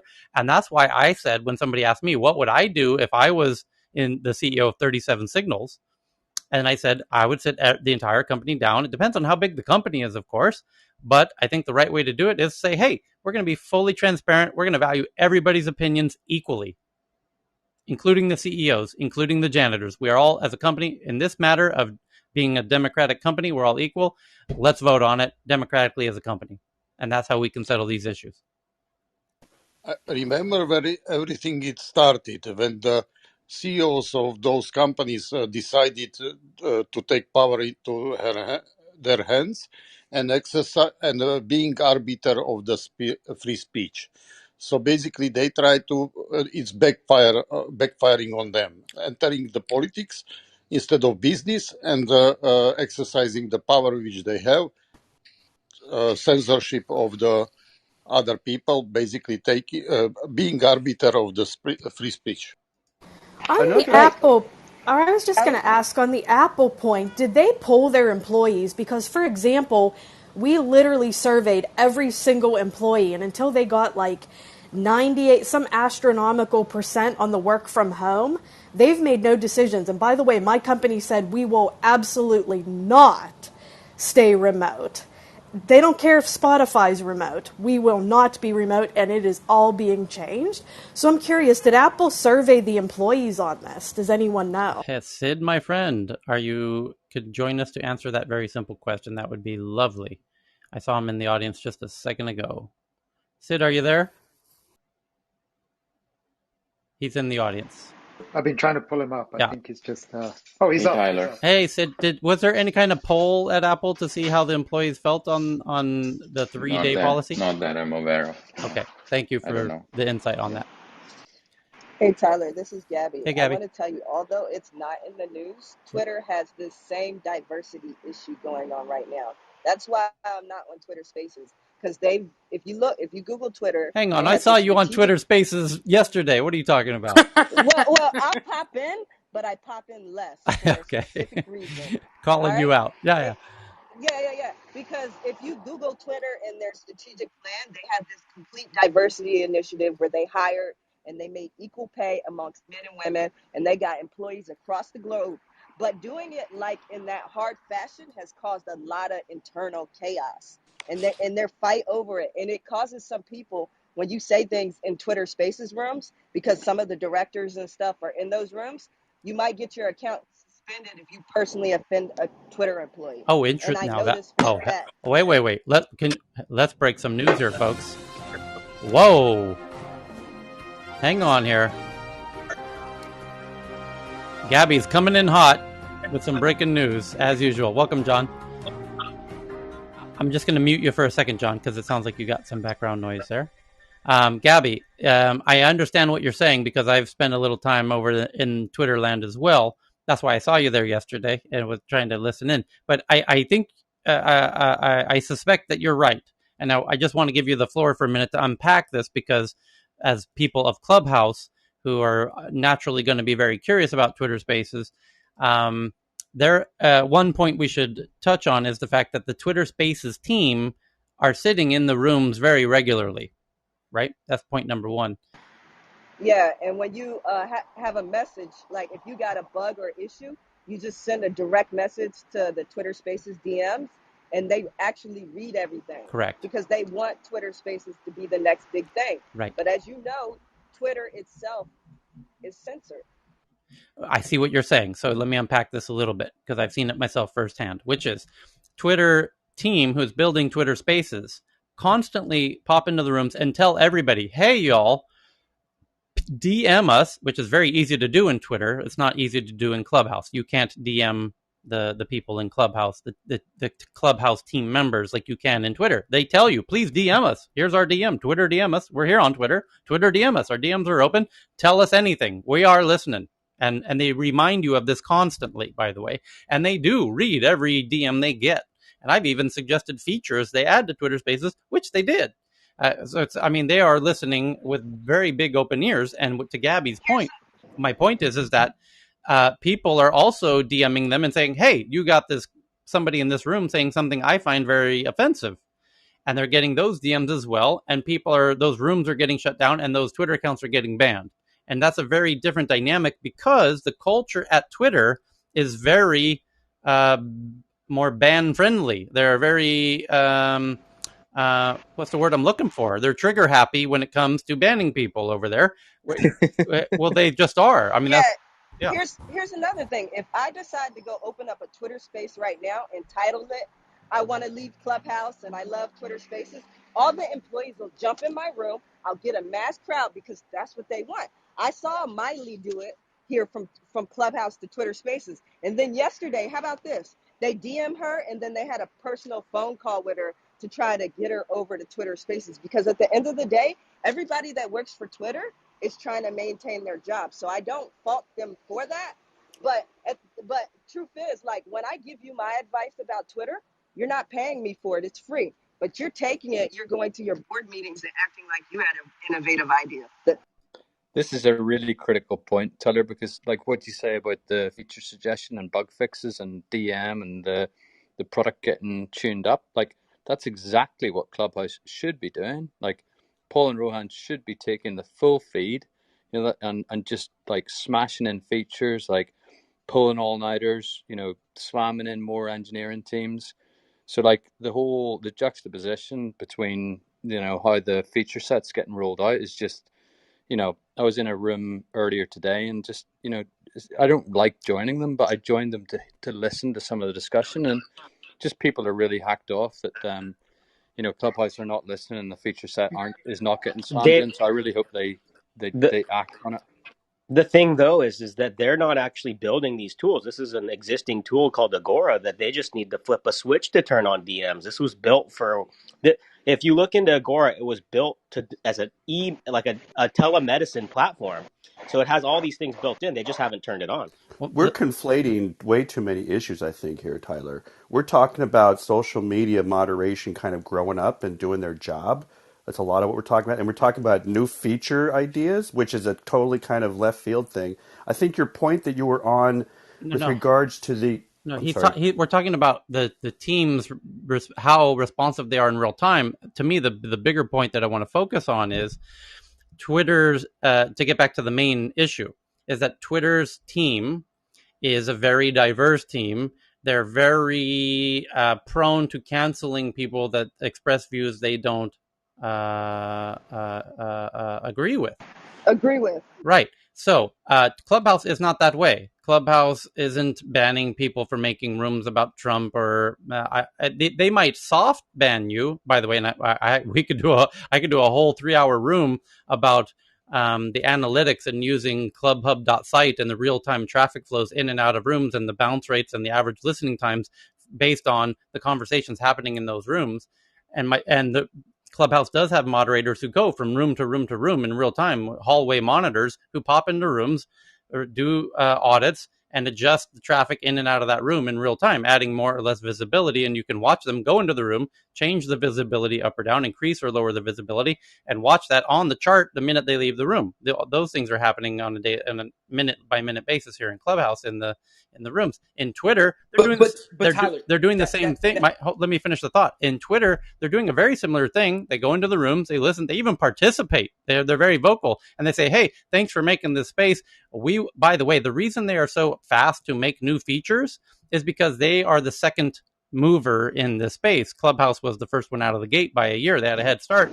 Twitter really wants to catch up very desperately, and they really want to show they really, really care, and they really want to build the features that the community wants because they don't really know because they're not Clubhouse, but they want to know what the Clubhouse users love about Clubhouse and replicate them over in Twitter. That's why they're so eager to tell you, hey, please tell us what we can do differently because we're not really Clubhouse users ourselves, and we need to know from you Clubhouse users what we really need to do over here, and we will make those changes very quickly, and they do because they need to because they want to catch up. But my point is that when you also send them DMs about content or offensive content, Twitter is very trigger happy to ban accounts. They just are.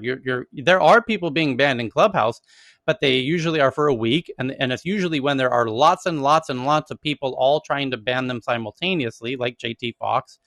But in Twitter land, people are getting banned very, very quickly, like for relatively minor things by comparison to what happens in Clubhouse. I think that's the so point Gabby's trying to make. one question, Yeah, real quick, one yeah, question, Tyler. yeah. We kind of conflated like how restrictive Twitter is with speech, with also a startup company like Clubhouse trying to optimize the algorithms. Can you just go Yes, into yes, your yes, yes, views yes.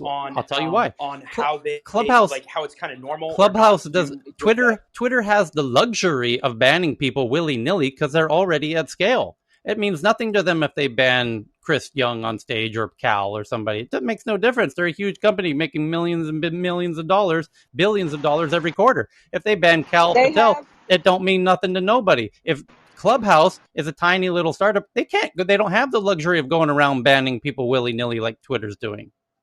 Yeah, Twitter has Can over I 200 million daily users already. So they're already established.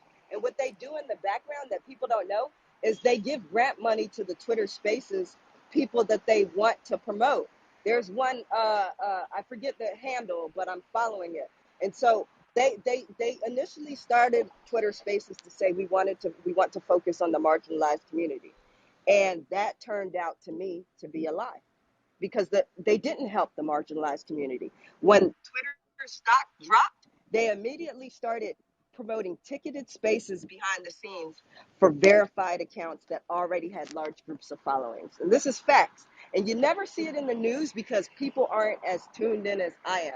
And that's why I come over to Clubhouse. The other thing about Twitter Spaces is it's great. It has a lot more features than Clubhouse, but it's really buggy. It's actually not as great as Clubhouse. Like if I'm on Twitter Spaces, there's a higher possibility that the room will drop, the microphone won't work, and different glitchy things that go on all the time. But the person that Twitter kind of raises up to say that they created Twitter Spaces is a woman by the name of Maya Patterson, and she's a Black woman. And so that's part of their like, we're supporting diversity, we're doing this, we have this woman of color that created Twitter Spaces. I watch all this, but the other thing that Twitter forgets to note in all this is, are you paying that woman like the greatest salary like other big tech companies, or are you just paying her what you make her get by? And I know the facts on this. That's the only reason why I'm saying that, and I'm done. This so can Tyler, I if I add might, I'm sorry. can I add a quick maybe sci-fi type of perspective on this? Why we have to really think about what we ask from these companies for the future. Like our life will be more and more in the meta space. We are, digital space.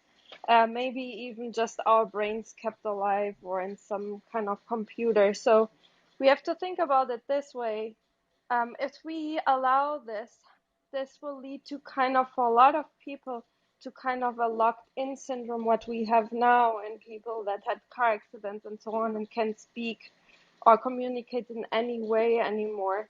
So, from that kind of perspective, for the future, the things we set up now will set us up for a future that you can basically put people into a locked-in syndrome forever if we really, and many people are going towards digitalizing their consciousness, like thinking that way, or keeping at least their brains or heads alive by freezing them right now.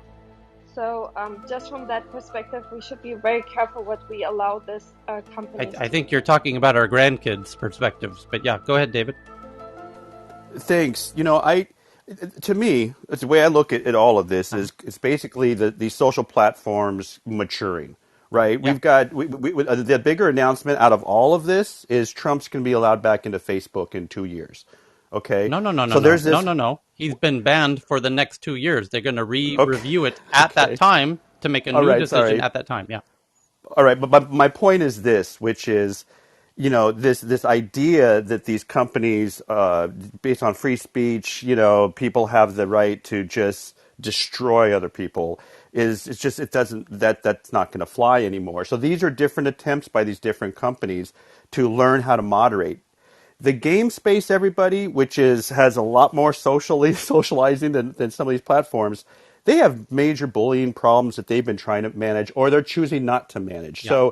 So this is kind of the maturation of our social spaces in the growing awareness of mental wellness and things like this to kind of grow up and kind of figure it out, right? So that's the way I kind of look at all of these. With anecdotes, there's a lot of interesting things. But then I wanted to get back to the thing you mentioned earlier with regards to the rising power of the white collar workers in these tech companies to exert themselves, right, politically and things like that on the charters or the missions of the businesses. And I'd just like to that too is another maturation because I can remember in the mid '80s because I'm old at HP Labs. In the Bay Area, one of my fellow engineers, he went off to participate in some with some Greenpeace thing, and my boss picked him up out of jail because he just went there. He said, "Hey, boss, sorry, I got a call." He said, "Hey, boss, I'm probably get thrown in jail this weekend. Will I have my job?" And his boss said, "Hey, you know what? Of course you're gonna have your job. Call me if you need any help." So I'm getting a couple calls, but I just wanted to say this is actually a good growing maturation thing for even the companies to have to deal with what their employees want to do. Thanks. Sure. Sorry about the phone calls there. Look, I just want to jump in there. yeah, 1 second. Is that Dan? Yeah. 1 second, Dan. I just want to clarify and invite Swan up to the stage because she's a real pro at this kind of stuff.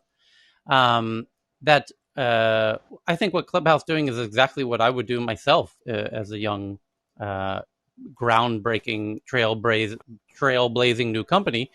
And they understandably have to be a little more cautious than Twitter is, given the revenue stability of Twitter at the moment. And Clubhouse is pre-revenue. So they need to be more careful in fostering and growing the community and can't be banning people in the same kind of way that Twitter is. And the way that there was a room earlier today that Dave was talking about where people are kind of bemoaning the fact that of some of the way that things are being managed. And I was silently listening for many hours to it. But the point, I think, that person was complaining that about the moderation that's happening. And I think the moderation is actually working incredibly well for people who make really valuable content. And what has happened is you're starting to see people in Clubhouse complaining that they're opening rooms and people aren't following them and their rooms aren't growing. Well, I can tell you, we're not having that problem. Our rooms have grown by 50 users every week for the past 3 Come months. on, come And if on. you Justin's not having that problem. Justin's certainly not having that problem. We're really not having that problem. Our rooms are growing every day, every week, every month. To be honest, Heyman's not having that problem, Heyman's right? not, by the way, In his rooms that he's starting. click on I the mean, just title. anybody who's producing good content. Everybody on most of Real sandwich artist ship.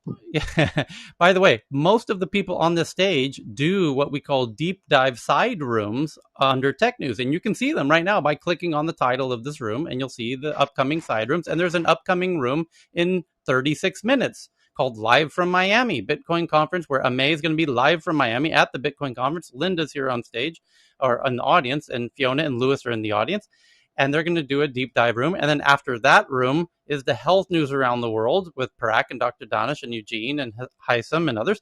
And we've got the deep dive rooms are also growing from 100 to 200 to 300. And now Ben's rooms are getting 400 people consistently. So, but you know, and also just this morning while that room was going on, I went in there for a few minutes as well and listened, and I had a similar analysis to you, Tyler, in that sense. But I also saw at the same time there was a room, right, which one of our friends here who comes here regularly, Dr. Danesh, and a whole bunch of people, Dr. Heidi, and there's like about 15 doctors, talking about misconceptions and misinformation about COVID, etc. And I don't know if John was there, but you know, I was there. yeah. I don't know if John was that, but John is like another amazing person on this platform. And they were just giving really good information. I went there and that was a good room. It was like about 200 people. People were listening, getting information, debating, discussion, so there Yeah, was good Cal. content while they Yeah, were talking. yeah, Cal. I was in a room. I was just blown away. It was space genomics. I don't know if anyone else saw it. It was amazing. Where you had really top of line people talking about how evolution in space, just it just blew me my mind away. You really specialized, top people talking about stuff that was super interesting. So I think the analysis. I was also in that room that both you and Tyler was, and when I was looking at their profiles, these are the guys are in these kind of want to be a billionaire, how to become a billion-dollar company kind of people, and at some point, they just don't have anything else to say, or they're saying the same things over and over it's again. just So I think it's more like that. Yeah. it's a question Hey, of and value. And So I want to turn it to Swan, who kindly Yeah. joined us on Welcome, wait, Swan. stage. wait a second. I thought Welcome, Swan. I One was going second, next guys. there. Well, Hold on, Dan. yeah, You one have green second. tech news, or Yeah, you want to hold on. talk about content moderation It's in actually all Clubhouse? combining. It's combining it all together. With green tech, There we Hang go. on, I hang on. want to see that. But give me 2 seconds here on this to finish Yeah. this point, which is um, it's about value, about rooms that are providing value, because there's a lot of people onboarding into Clubhouse at the moment. And I have the data and the charts I can share with you to show that. And it's an international audience that's joining. By the way, the top 10 rooms in the past 24 hours, the first one is from Burma, Myanmar. The second is from the second, third, fourth, and fifth were all from the Arab world, by the way. And out of the top 10, only 4 were in English, by the way, just to give you a context of the world that is coming into the Clubhouse at the moment, which is unseen by most people unless you speak Arabic or Burmese or whatever. And Indian, well, the Indians know goddamn well how this app is exploding at the moment. My God.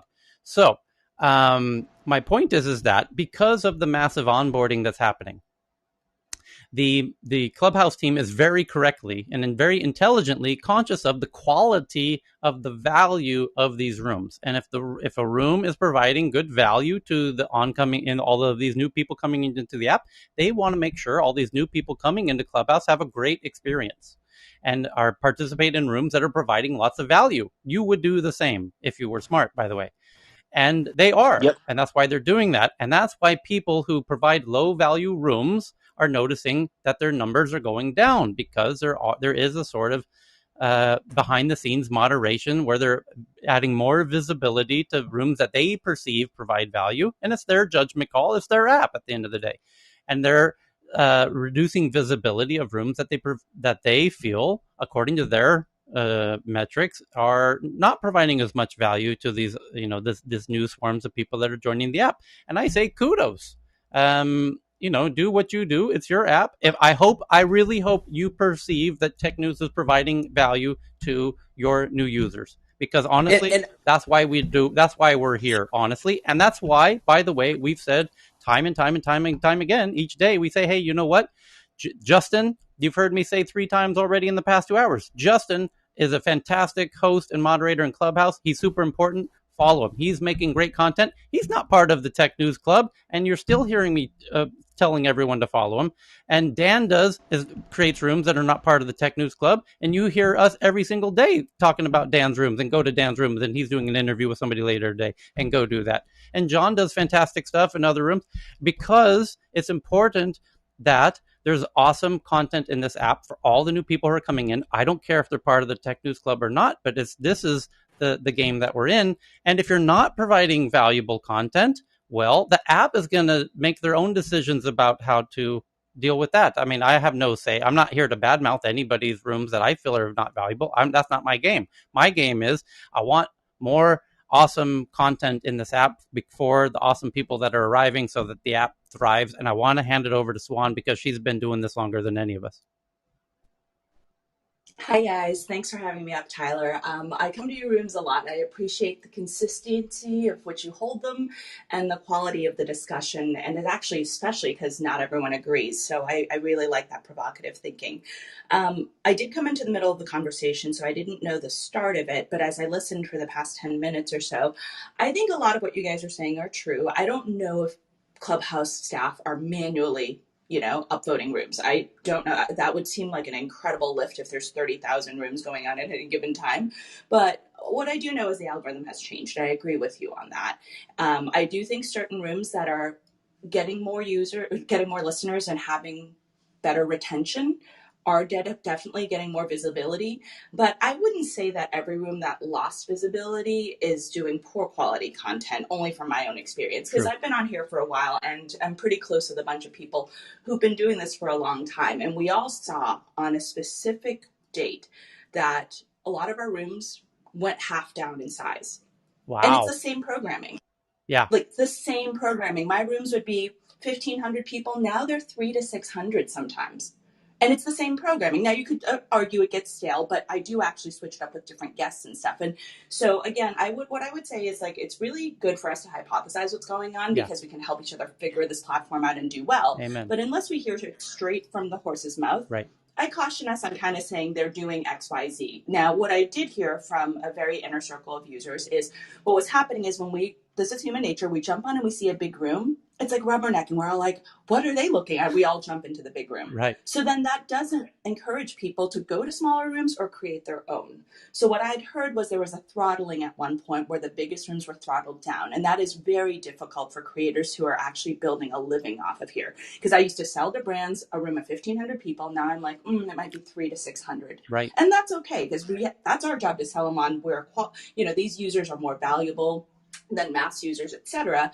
But at one point, I think there was a concerted effort to spread out the listeners and democratize different rooms so smaller rooms could have a chance. And actually, while that's been difficult for me, I actually believe in that for the platform. I think it's better if we have more rooms, more people creating. So I don't know about the rest of it, but that's what I heard. Again, it wasn't directly from a Clubhouse staff member, so I'd caution anyone to take that as truth.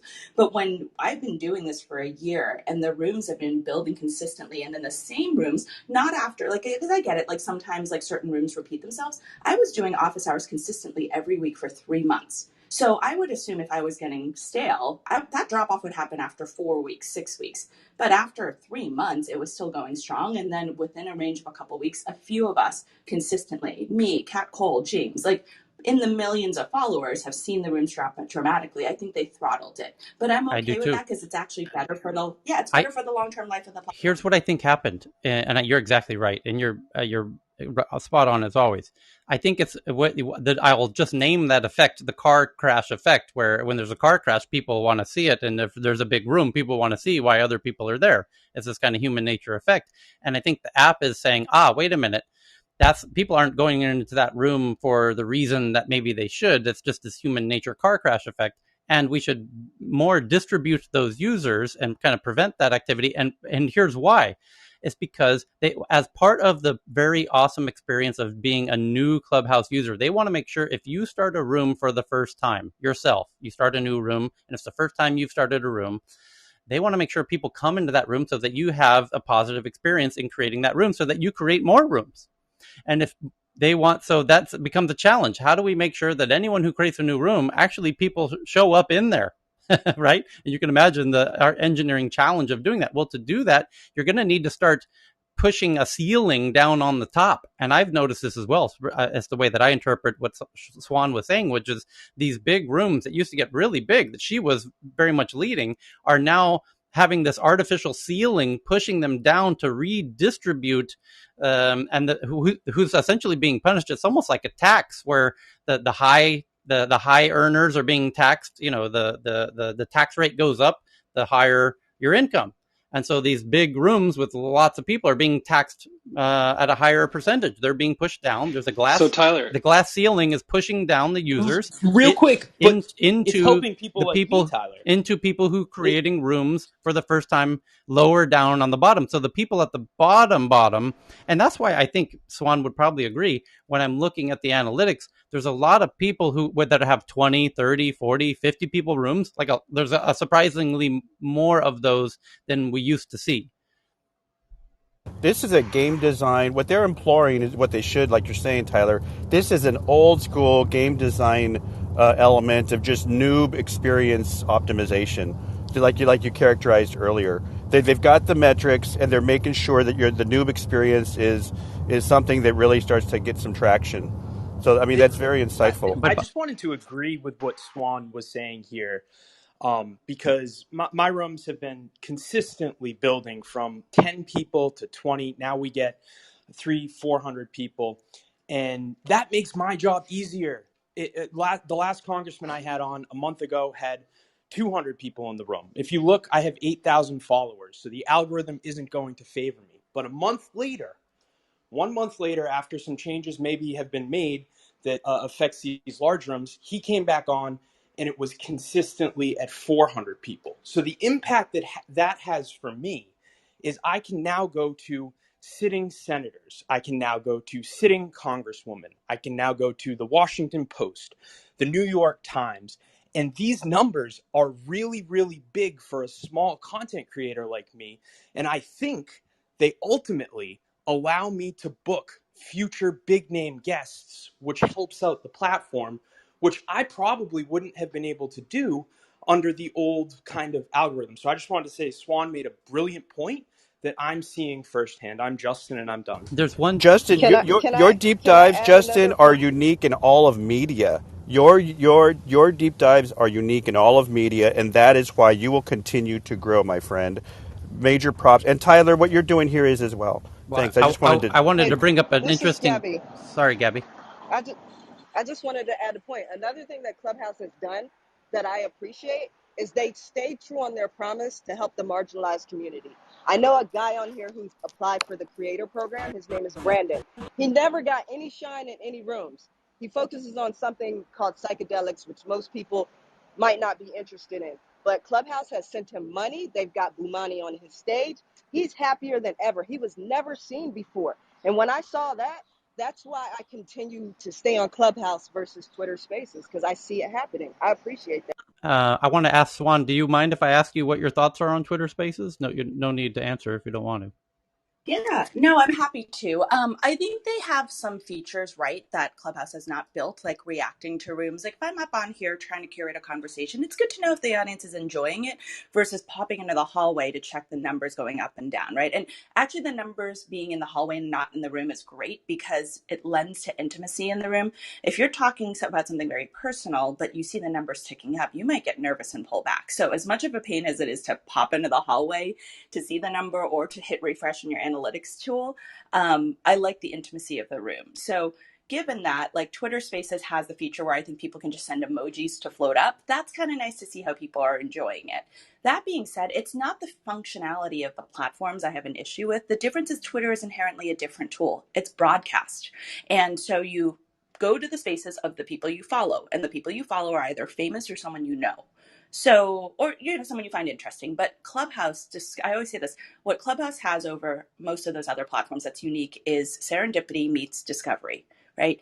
Walking down the hallway of Clubhouse, you might find a room on psychedelics. You might find a room on politics. You might find a room on Israel-Palestine relations. Nowhere do you just get that random discovery put in front of you. Twitter, you go listen to people you already follow. So I think the difference is not the design of the functions, it's inherently how the app behaves. And there's not as much serendipity in Twitter because of that as well, right? So like one of the stories I always tell is That's a great I was point. doing yeah, thank you. Yeah. I was doing a room called Behind the Medals, and I had 6 Olympians not come about the glory of winning the medals, but the stories behind it, the anxiety, depression, competitiveness, imposter syndrome. So I'm doing this room. It was a 24 hours of love charity event on Valentine's Day to spread love in the world. 24 shows, 24 hours. I would not recommend it. It is not good for your health. But we did it, and it was the last room of the 24-hour cycle. So as we're having this conversation with these Olympians, these track runners and volleyball players, Greg Louganis, arguably the winningest diver in Olympic history, is scrolling the hallway, sees the club swan dive, a play on my name. Nice. He's like, oh, cool, that's it. Then sees it's a story about Olympians and pops in and joins the stage. And if you know Greg's story, I mean, you talk about trials and tribulations and being an activist, there's no better hero for that. That happened. He has no idea who I am. That would never have happened on Twitter Spaces. So the So serendipity of cool. this is, yeah, it's not the features. Anyone can build features to catch up, but the inherent discovery and serendipity of this app was built in a way that I think it's just more conducive to, like, Tyler, like, I discovered you just by scrolling a hallway. I didn't know who you were. I weren't following you on broadcast. So until Twitter gets away from broadcast, I think it's just going to be an interactive broadcast tool versus discovery. You know what else? I It's have to while you're. it's that one Yeah, way. go ahead, Chris. Yeah, you're right. But I want to call out that Swan has a fantastic room coming up with Netflix co-founder Mark Randolph on just like 4 days from now. So I think that's on Tuesday or Wednesday. So how fantastic! Talk about adding value and creating rooms that add value. I'm now clicking the bell on that one to RSVP. It's Yeah, that. yeah. Thanks, guys. Actually, here's the funny thing. So Tuesday night, I do these two rooms every week. Tuesday night, I start with Mark Randolph, and we mentor at scale, so people get to hear from a Netflix co-founder like how to build their businesses.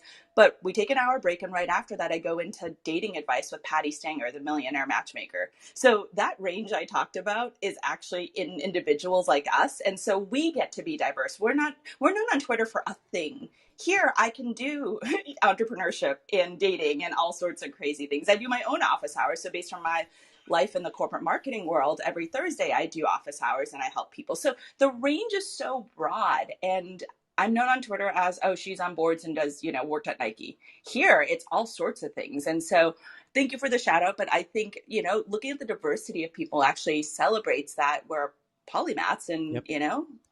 no longer is it cool to just be known for one thing. We can be known for all. It's Swan, the I'm the authenticity, I'm right? the serious political guy, and I have to admit to everybody in this room, your dating room is my favorite room on Fire, Clubhouse. hot fire.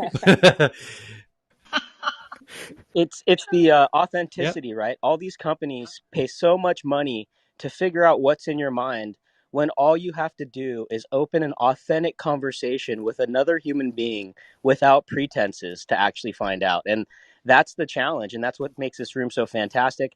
I sent Cal a private DM the other night because we were talking about suicide, and he took time to say, "Hey, there's 400 or 500 people out there. If any one of you out there listening right now is having a difficult time, just know that there's help." Like that kind of authenticity, you're not going to get that anywhere else unless you're with authentic people. I'll get off my soapbox now. Well, and No, I that would that was say that was that so it's significant. authenticity, but it's also giving ourselves permission to be whole people. I mean, for as much as I consider myself to be an intellectual, sometimes I just want to chill out. And I think that Clubhouse allows me to be able to do that in ways that, are not as readily available, certainly in other platforms. But it allows Oh, me to feel like I'm living a pure version of myself. Lakeisha, you just said something quite profound I had never realized before. Is in this, we're becoming a bit more ADD where we want to go from chill out to intellectually stimulated from 1 minute to the next, and you can do that in Clubhouse. You can go Totally. from the UFO room to the dating room to the deep dive Ding, AI. ding, ding. And Yeah. you can hop from country to country, Yes, right? You can And hop Tyler, from those UFO room are amazing. Like Eric yeah, Weinstein is doing like a but crazy, amazing job. Yesterday night But was to a Swan's point, terrific that one. is the serendipity factor. That is the magic of Clubhouse. That Twitter is going to have a very, very difficult time re-engineering that because they've already engineered their graph around your particularly crystallized interests, which is why that's a great point that Swan made. Yeah. Yeah, And and I it's think easy to I like find just Tyler wanted to synergies, mentioned right? ask off of the bounce on off the on the serendipity word because I really think that that encapsulates it perfectly. It's one of my favorite words, serendipity, and you all three of you used it. And I think it plays off of each other. Like I see the connections. We bounce into different rooms, yes, because we want to be stimulated 1 minute, amuse the next, support a friend another. And there's a lot of different ways to do it without hurting the climate, without using gas, without throwing on clothes, makeup, and all that stuff, and just still be yourself and feel like yourself.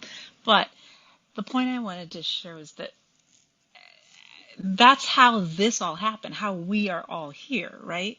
My first room was actually in Justin's room, and my first time talking on stage was in Justin's room.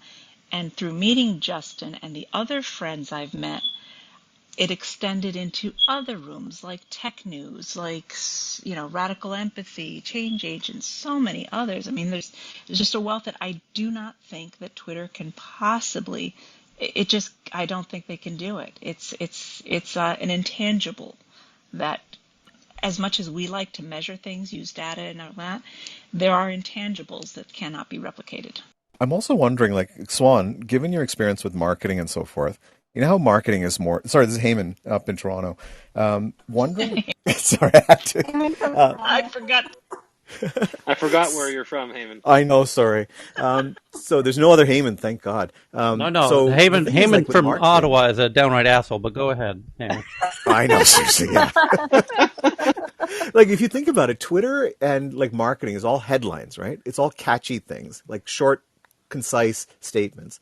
But when you come into Clubhouse, this format allows us to delve deeper, and it feels more human. Like, this is what we actually yearn for, right?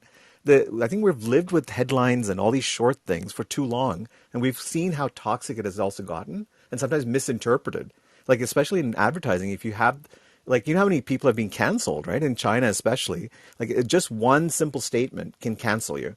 But in Clubhouse, we actually get into long, deep discussions that actually gets us to understand each other's point of view. And that's what I love about it. And to Swan also, I mean, I'm not embarrassed to say it, but I also do the same thing. I go from like news, tech Canada, tech news around the world to tech news Canada to med tech to sex toys to dating. I mean, for tech people, helping them with Cheryl. So it's amazing. It's us. It's human. Hey Yeah, Tyler, and this is John. Can I riff a Go little for bit it. on this? Hey guys, Yeah. real So quick. So sorry. Just quickly on the point of serendipity because I might have to Yeah. shoot soon. I'm actually in Miami at the Bitcoin conference. That's actually, I love this room, but I'm also, that was the trigger for me to pop up. I'm going to be there in an hour. So for all the people that said they're there, hit me up with the DM. I would love to meet you in person. I wish I jumped up yesterday because we did a Clubhouse IRL meetup Oh, last nice. night, and Jin, which is Wolf X Lion, Nicole, Ronan, and Ron Gutman, and I gave a talk. And I'm so sorry that I didn't know that you guys were there, but the ones who are, Amy's I met there. there. Amy. Yeah, I would love to Hey, meet up with you guys. I didn't mean to hey, interrupt, but Swan. I might have to go Gabby's soon, there. so I just wanted to say that. And Yeah. Gabby, yeah, sorry. Hey, Swan. You were at the graffiti museum yesterday, right? Yeah, Yeah, exactly. yeah. I'm gonna meet up with you. I'm on my way to Miami Beach right now to check in my new hotel. But what I wanted to say about Twitter employees and how they talk about Clubhouse, because I've heard this from their mouths, they actually say that they believe Clubhouse and Twitter Spaces can coexist. They're going to have different qualities and different type of people that use each app differently, just like Facebook coexists with Twitter. Google and other and TikTok. Yeah, so Twitter employees have never bashed Clubhouse. And this is all the way up from the what is his name? Ted Siegel. He's Ned. the CFO of Twitter. Ned Siegel. Yeah, I've heard him say this in rooms personally, and that's only because I was one of the beta testers. I got to talk to Twitter employees when I was a beta tester for Twitter Spaces, and I figured out that on speaking early this year, I only had 69 Twitter followers. Now look at my Twitter following. It's over like 1,700. And that's from speaking on Twitter Spaces. But then I realized, hey, that's not the platform I want to grow on. So I come back to Clubhouse for right now because there's too much censorship. Okay, but I just Swan, feel free to jump out. Thank you for jumping in, and have a fun time in Miami. Hopefully, you cross paths with Gabby and May and everyone. Yeah, thanks for Yeah, coming. Thanks may for I jumping ask a on. If I can and question, add Swan? from the science more importantly, thank perspective, you for the fantastic insights. And do follow Swan and the upcoming rooms that she has, and the Swan Dive. And This you know what? One thing I like this about Swan is that. Hang on 1 second, John. One thing you've done, Swan, is that because I've been in every one of these things that we've done. I've always seen you there listen, Yep. and also in our little side She's a rooms too. listener. So yeah, you're a real listener, and that even if sometimes you're doing something else, but you're getting a sense of it, and so it's just an honor that Yep. you jumped on today because we've always seen you there, and of course, Nike, amazing company, always just that's your front, but then you've done all these other things since then. So Yeah. thank you very much for jumping on. This is John. Thanks, Could I guys. ask Swan a question just Okay. before she One jumps last. off? Yeah, sure. I could And still it listen for a relates to little what bit. Swan and Gabby were saying, and I forgive me a little bit of a setup and then the question. So Eric Weinstein has talked about the epistemic rupture that's underway, that's undermining democracy, it's undermining civil discussion. We've got Justin on the stage here who does agree to disagree with civility, which is sort of the antidote to that epistemic rupture. And it only could have happened the way Justin delivers it on the Clubhouse format and design and set of principles. So one of the things that I see is as a concern going forward is that as everybody tries to reverse engineer Clubhouse and identify audiences, is how do you protect the freedom of people to cross over between platforms with their followers? And by that, I mean, if a cancel culture becomes part of the war between the platforms, that could be very damaging to the very precious nature of what Clubhouse has created. So, what the network effect does essentially is allows people who like the particular format or who like the reach of a particular platform or the free speech or the constrained speech of a particular platform, the network effect sort of tends to lead to natural monopolies in a particular space, and it's driven by ROI for advertisers and investors. So, how do we protect the right of Clubhouse to maintain the kind of civil discussion and serendipity and high level and deep dive of discussion without undermining the business model of the platform, which hasn't yet been declared? Hey, John, I'm really Yeah. aware that that's a massive question, right? And just want to be respectful to Swan. So Swan, if you want to come back and we can have that discussion another Yeah, time, but that's a doozy. or you wanted to answer it now, but I just wanted to give you that. Yeah, it's quite a big one. So yeah, I Let me know take you're us. in a hurry. You just said you had to leave, so we just respect that. No, I really appreciate that. Thank you. So let me take a stab at it, but by no means the expert, so I'd actually defer more to you guys. Um, the one thing I can say is goalposts move as we evolve on everything in life and on social platforms. So there was a moment last summer where I invited a person who's a friend who has friends on both the left and the right in politics. And Justin, you'll appreciate where this conversation is going. That person invited a whole array of people, lots of Democrats in business and politics, but also some Republicans, two of which were Anthony Scaramucci and now I'm forgetting who the other person was, but some polarizing figures. And he invited both left and right, but those caught the attention of the platform. And the platform flipped out. And as you know, you can see who invited that person and go up the daisy chain or the family tree. And it was traced to me saying, how could you invite this person that invited two other people? And I was like, did they do anything wrong? Oh no, I believe they have an account. They haven't even signed on and done a room. I'm like, well, just because we have differing opinions, who are we to be the arbiters of truth and who's allowed on here? Right. And this was like a buzz for like a couple weeks. I mean, that was a big deal in early Clubhouse days. And I got a lot of flack for it. And I stood by it. And I said, if they break our community rules, kick them off.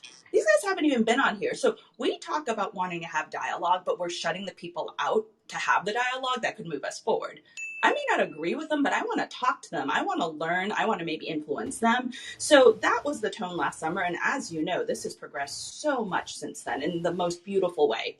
I think that will continue to evolve in ways that we actually have to shepherd as a community. Part of the reason why we onboard people, we have norms, is because we protect the community in that way. So part of it is on us. Part of it's on Clubhouse to create the tools and the features that help us build not only the communities we want on here, but possibly businesses, right? This is a lot of time for all of us that we're spending for free. I can't even do analytics on my rooms for my brands.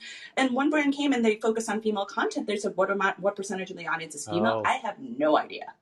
So I think there's a combination from us and Clubhouse who have to do it. But then I think as creators, if you want to do this as a living, you've got to diversify. Just like you wouldn't put all your investments in one stock in one company, you can't put all your eggs in one basket. So yes, I've been really lucky to grow on this, but I'm trying to do more on Instagram. I'm trying to do a podcast. I'm trying to do other things. That's just smart in general. So those are very surface level thoughts without going as deep into some of the policies or the technology and the features.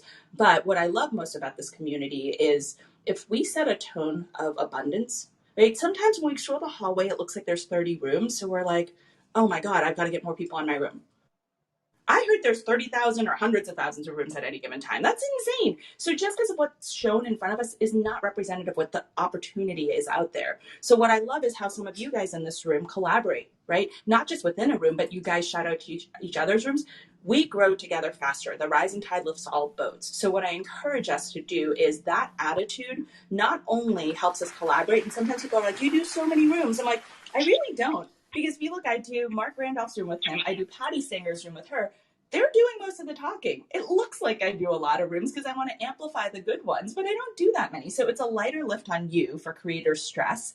But on top of that, that helps us partner to create the community that we want to be in. And part of the whole referral thing, while it seemed exclusive on who got to join the platform next, it actually had this amazing side effect of us onboarding our friends, kind of showing them the ropes on the type of community we want to be in, which is why I think we're able to have all the way back to the front of this, the level of discourse that is generally really provocative and difficult to manage because it can be really thorny. So it's up to us to do a lot of it. But I think when we have thoughts on what we need from Clubhouse, we shouldn't be shy about sending it in. We don't always hear back, right? There's 20 some odd million users on here, but we should be vocal about the features we need to create the community we want. Thank you, Swan. That's Thank the you mic so drop. much. I have a few headlines, but we're going to save them for next time. And we're going to hand it over to Amay for the live from Miami starting in a few moments. But you can all take a bio break in the meantime. But Swan just did the full proper mic drop on the room. Thank you for that. And enjoy Miami. And hope to see you again soon. But enjoy the Bitcoin conference. Yeah. Yeah, thank you. Thank you, Wish we Swan. were Guys, there thank with you. you. Yeah. Thank you, Big Thank you, Son. applause. Swan. And but I'll do listen for follow everything. Swan, who's one. Even us who are doing Justin and I and the folks doing the rooms here. I mean, this is somebody we look up to, because she runs the show. When we were onboarding. So it's just much. Tyler, it sounds like, to put a real fine point on this from my perspective, right? I'm really stuck in the political. It sounds like she Oh, kind of totally. trailblazed what I'm able to do, because folks, I'm a Democrat, but I invite my friends who work in the Trump administration on, and nobody gives me shit. So thank you for that, Swan, for making it Thanks. easier. Yeah, I took some hard hits on that one, and it was scary to defend that. And I had to literally call my friends and be like, "Is this the right thing to do?" I'm like, "Wait, I know it's the right thing to do. We're just in a really polarized part of our history right now." So I Nice, appreciate the nice, people you bring strong on because I leadership, learn. Swan. Nice, Keep strong it leadership. Yep. going. So yeah, Multiple mic May drops. is also in Miami at the Bitcoin conference, as is other Gabby on stage Gabby. is there. There's a lot of Gabby. people there. It's like the event to be at right now. Wish I was there as well. There is a live stream on YouTube that we tweeted out about an hour ago from the Tech News Twitter account, so you can see that link at TNATW, the Twitter account for Tech News, and I'll be watching that myself now.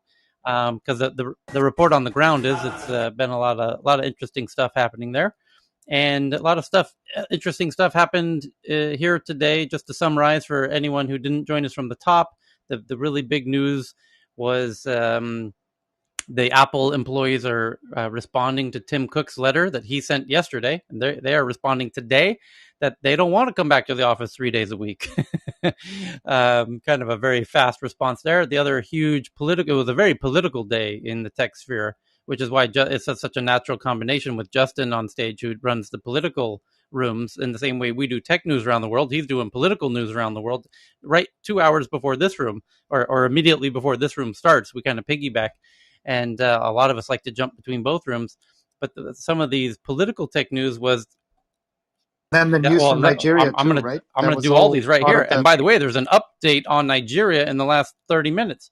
So the finance ministers of the 7 largest countries in the world all got together: UK, Canada, France, Germany, Italy, Japan, to set a 15% tax on all the big tech companies who do business in their countries.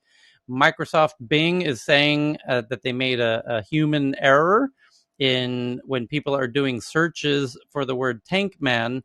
Now it's the Tiananmen Square anniversary, and when people are doing searches for Tank Man on the 32nd anniversary of Tiananmen Square massacre, they're not finding anything, and it says there's no results for Tank Man. And Microsoft is saying that's a human error, and it'll be interesting to see if there's an update to that. Nigeria is banning Twitter, and there's an update, and we gave the update in practically real time due to the power of Clubhouse, my friends. Somebody in the audience found somebody on the ground in Nigeria, a blogger, who in real time, and we retweeted his tweet from Nigeria, and it's now his tweet is now being backed up by BBC, Bloomberg, Times of India, um, multiple times from BBC and the Guardian in Nigeria. I didn't know the Guardian had a Nigerian outlet. So now the headline is now from the Guardian. Nigerian ISPs comply with government's Twitter ban blocking the service. The country's attorney general threatens prosecution of those trying to circumvent the ban. So they are going to apprehend and persecute anyone using Twitter in Nigeria, which that blogger tweeted out. And it's great to see mainstream media outlets on the ground there now confirming what that blogger first said. And I'm just stunned that the audience members here were able to share that to our Twitter account. We were able to share it in real time before the mainstream media was. That's truly due to the magic and power of Clubhouse that the audience Hey, can help us reveal breaking news in real time. And then, yeah, yes. hey, Hey, Gabby. Tyler, Yeah, this is Gabby. I just want to let you know that I go. got an update on that. So now people in Nigeria are downloading VPNs Oh, to no get doubt. back on Twitter to avoid. Yeah, it's If going on that's the right way, now. that's the Somebody, way. yeah, they just messaged me on Instagram That and we're like we're back on. the VPNs are going hot in Nigeria at the moment. In one I, fell swoop, I their think it's the entire best surveillance system went advertisement. down. I think it's the best advertisement for Twitter in like a long time. Sorry, Gabby, your audio, your signal seems weak there. Yeah, You're Cool. getting robotic. To yeah. Yeah. let my Thank you, people Gabby. know. We caught most of what you were saying with the VPNs, and gosh, a lot of political news. It turns out that the Colonial Pipeline hack that happened, a couple of weeks ago, that shut off the gas stations on the East Coast. Turns out that the hackers didn't, in fact, actually do a traditional hack where they can manage, trick employees into clicking on something and giving away their passwords. Turns out that the passwords were already available inside of hacker databases, which is rather embarrassing. And by the way, your passwords are likely in those databases as well. So please do check your Apple password settings, because Apple and Google and other platforms are now on your behalf going into those hacker databases to see whose passwords have been shared, and they are alerting their users. But you need to go in, on the case of the iOS app, go into your security settings, into your passwords, to see which of your passwords have been compromised, because they now reveal that inside of the new iOS app. And it'll tell you when you go to the site to log into that at that moment that this password's been breached or compromised. Yeah, so So a lot change of it. updates like that, but we're now at the top of the hour, so we're going to hand it over to Amay in Miami for the live from Miami Bitcoin Conference Day 2. But a huge thank you to everybody for helping us do this day in and day out, and a VIP shout out to our friend Swan, who's dropping the knowledge bombs for everybody's benefit, and continues to show, why she's the real thought leader here in Clubhouse. So thank you, Swan. Yep, Thank you, and let's, Son. yep, Thanks, Swan. yep, And Tyler, if go. you're not going to do it, let me do it. Folks, this is the best newsroom on Clubhouse. I run my own newsroom, but I mean that from the bottom of my heart. So if you want to be updated on the schedule, click the little green house at the top near Tech News and click follow. That's Tyler's too humble to do it, so I'll do it for him. This is a hell of a room where you get guests like Swan just scrolling through her hallway and popping in on a random Yep. Saturday afternoon. So Oh, Tyler, I'm thank you, Justin. Justin, But and I'm done. Thank this you, room is a Justin. Yeah, unique thanks, effort Justin. in that it's a co-creation effort of the people on stage who bring in the headlines every day for us all to enjoy and dissect as a group. And that's what I really feel it's a unique format that I hope more people do in Clubhouse. I will not take offense to anyone who does anything similar. In fact, I encourage you to do it because I really feel like we've stumbled onto something that I hope is valuable to you, the audience. And I would love nothing more than for people in Clubhouse to enjoy more valuable rooms. And so I say it in that spirit. And if you need help, or if you want to use the Tech News Club to do a room, and if you want kind of audience, feel free to ask. And if it fits in any way with what we do, feel free to open a room so that we can help bring our community into your room. We do that all the time for a lot of the folks on stage here, and we're going to do that right now. We're going to hand it over to Amay, who's live in Miami for the Bitcoin conference, and so you'll be seeing us over there shortly when they get that room open, and we will see you next time. Thank you again to everybody, and have a wonderful weekend wherever you happen to be. Thank you, everyone. Thank you very Thank much. you. Thank you, Thank you, everybody. Tyler. Thank Cheers, guys. you. Thank Y2K. Take you. care, Just a few everyone. listeners today. Thanks for all your open Yeah. spirit with this, buddy. Thank you, Helping with all everyone. this, enabling all the Thanks, sightings and Ben. everything. Thank you, Good. Monica. Yep. See ya. Have a bit of a Yeah. rest this weekend, maybe. Yeah, thank We're you, back thank you.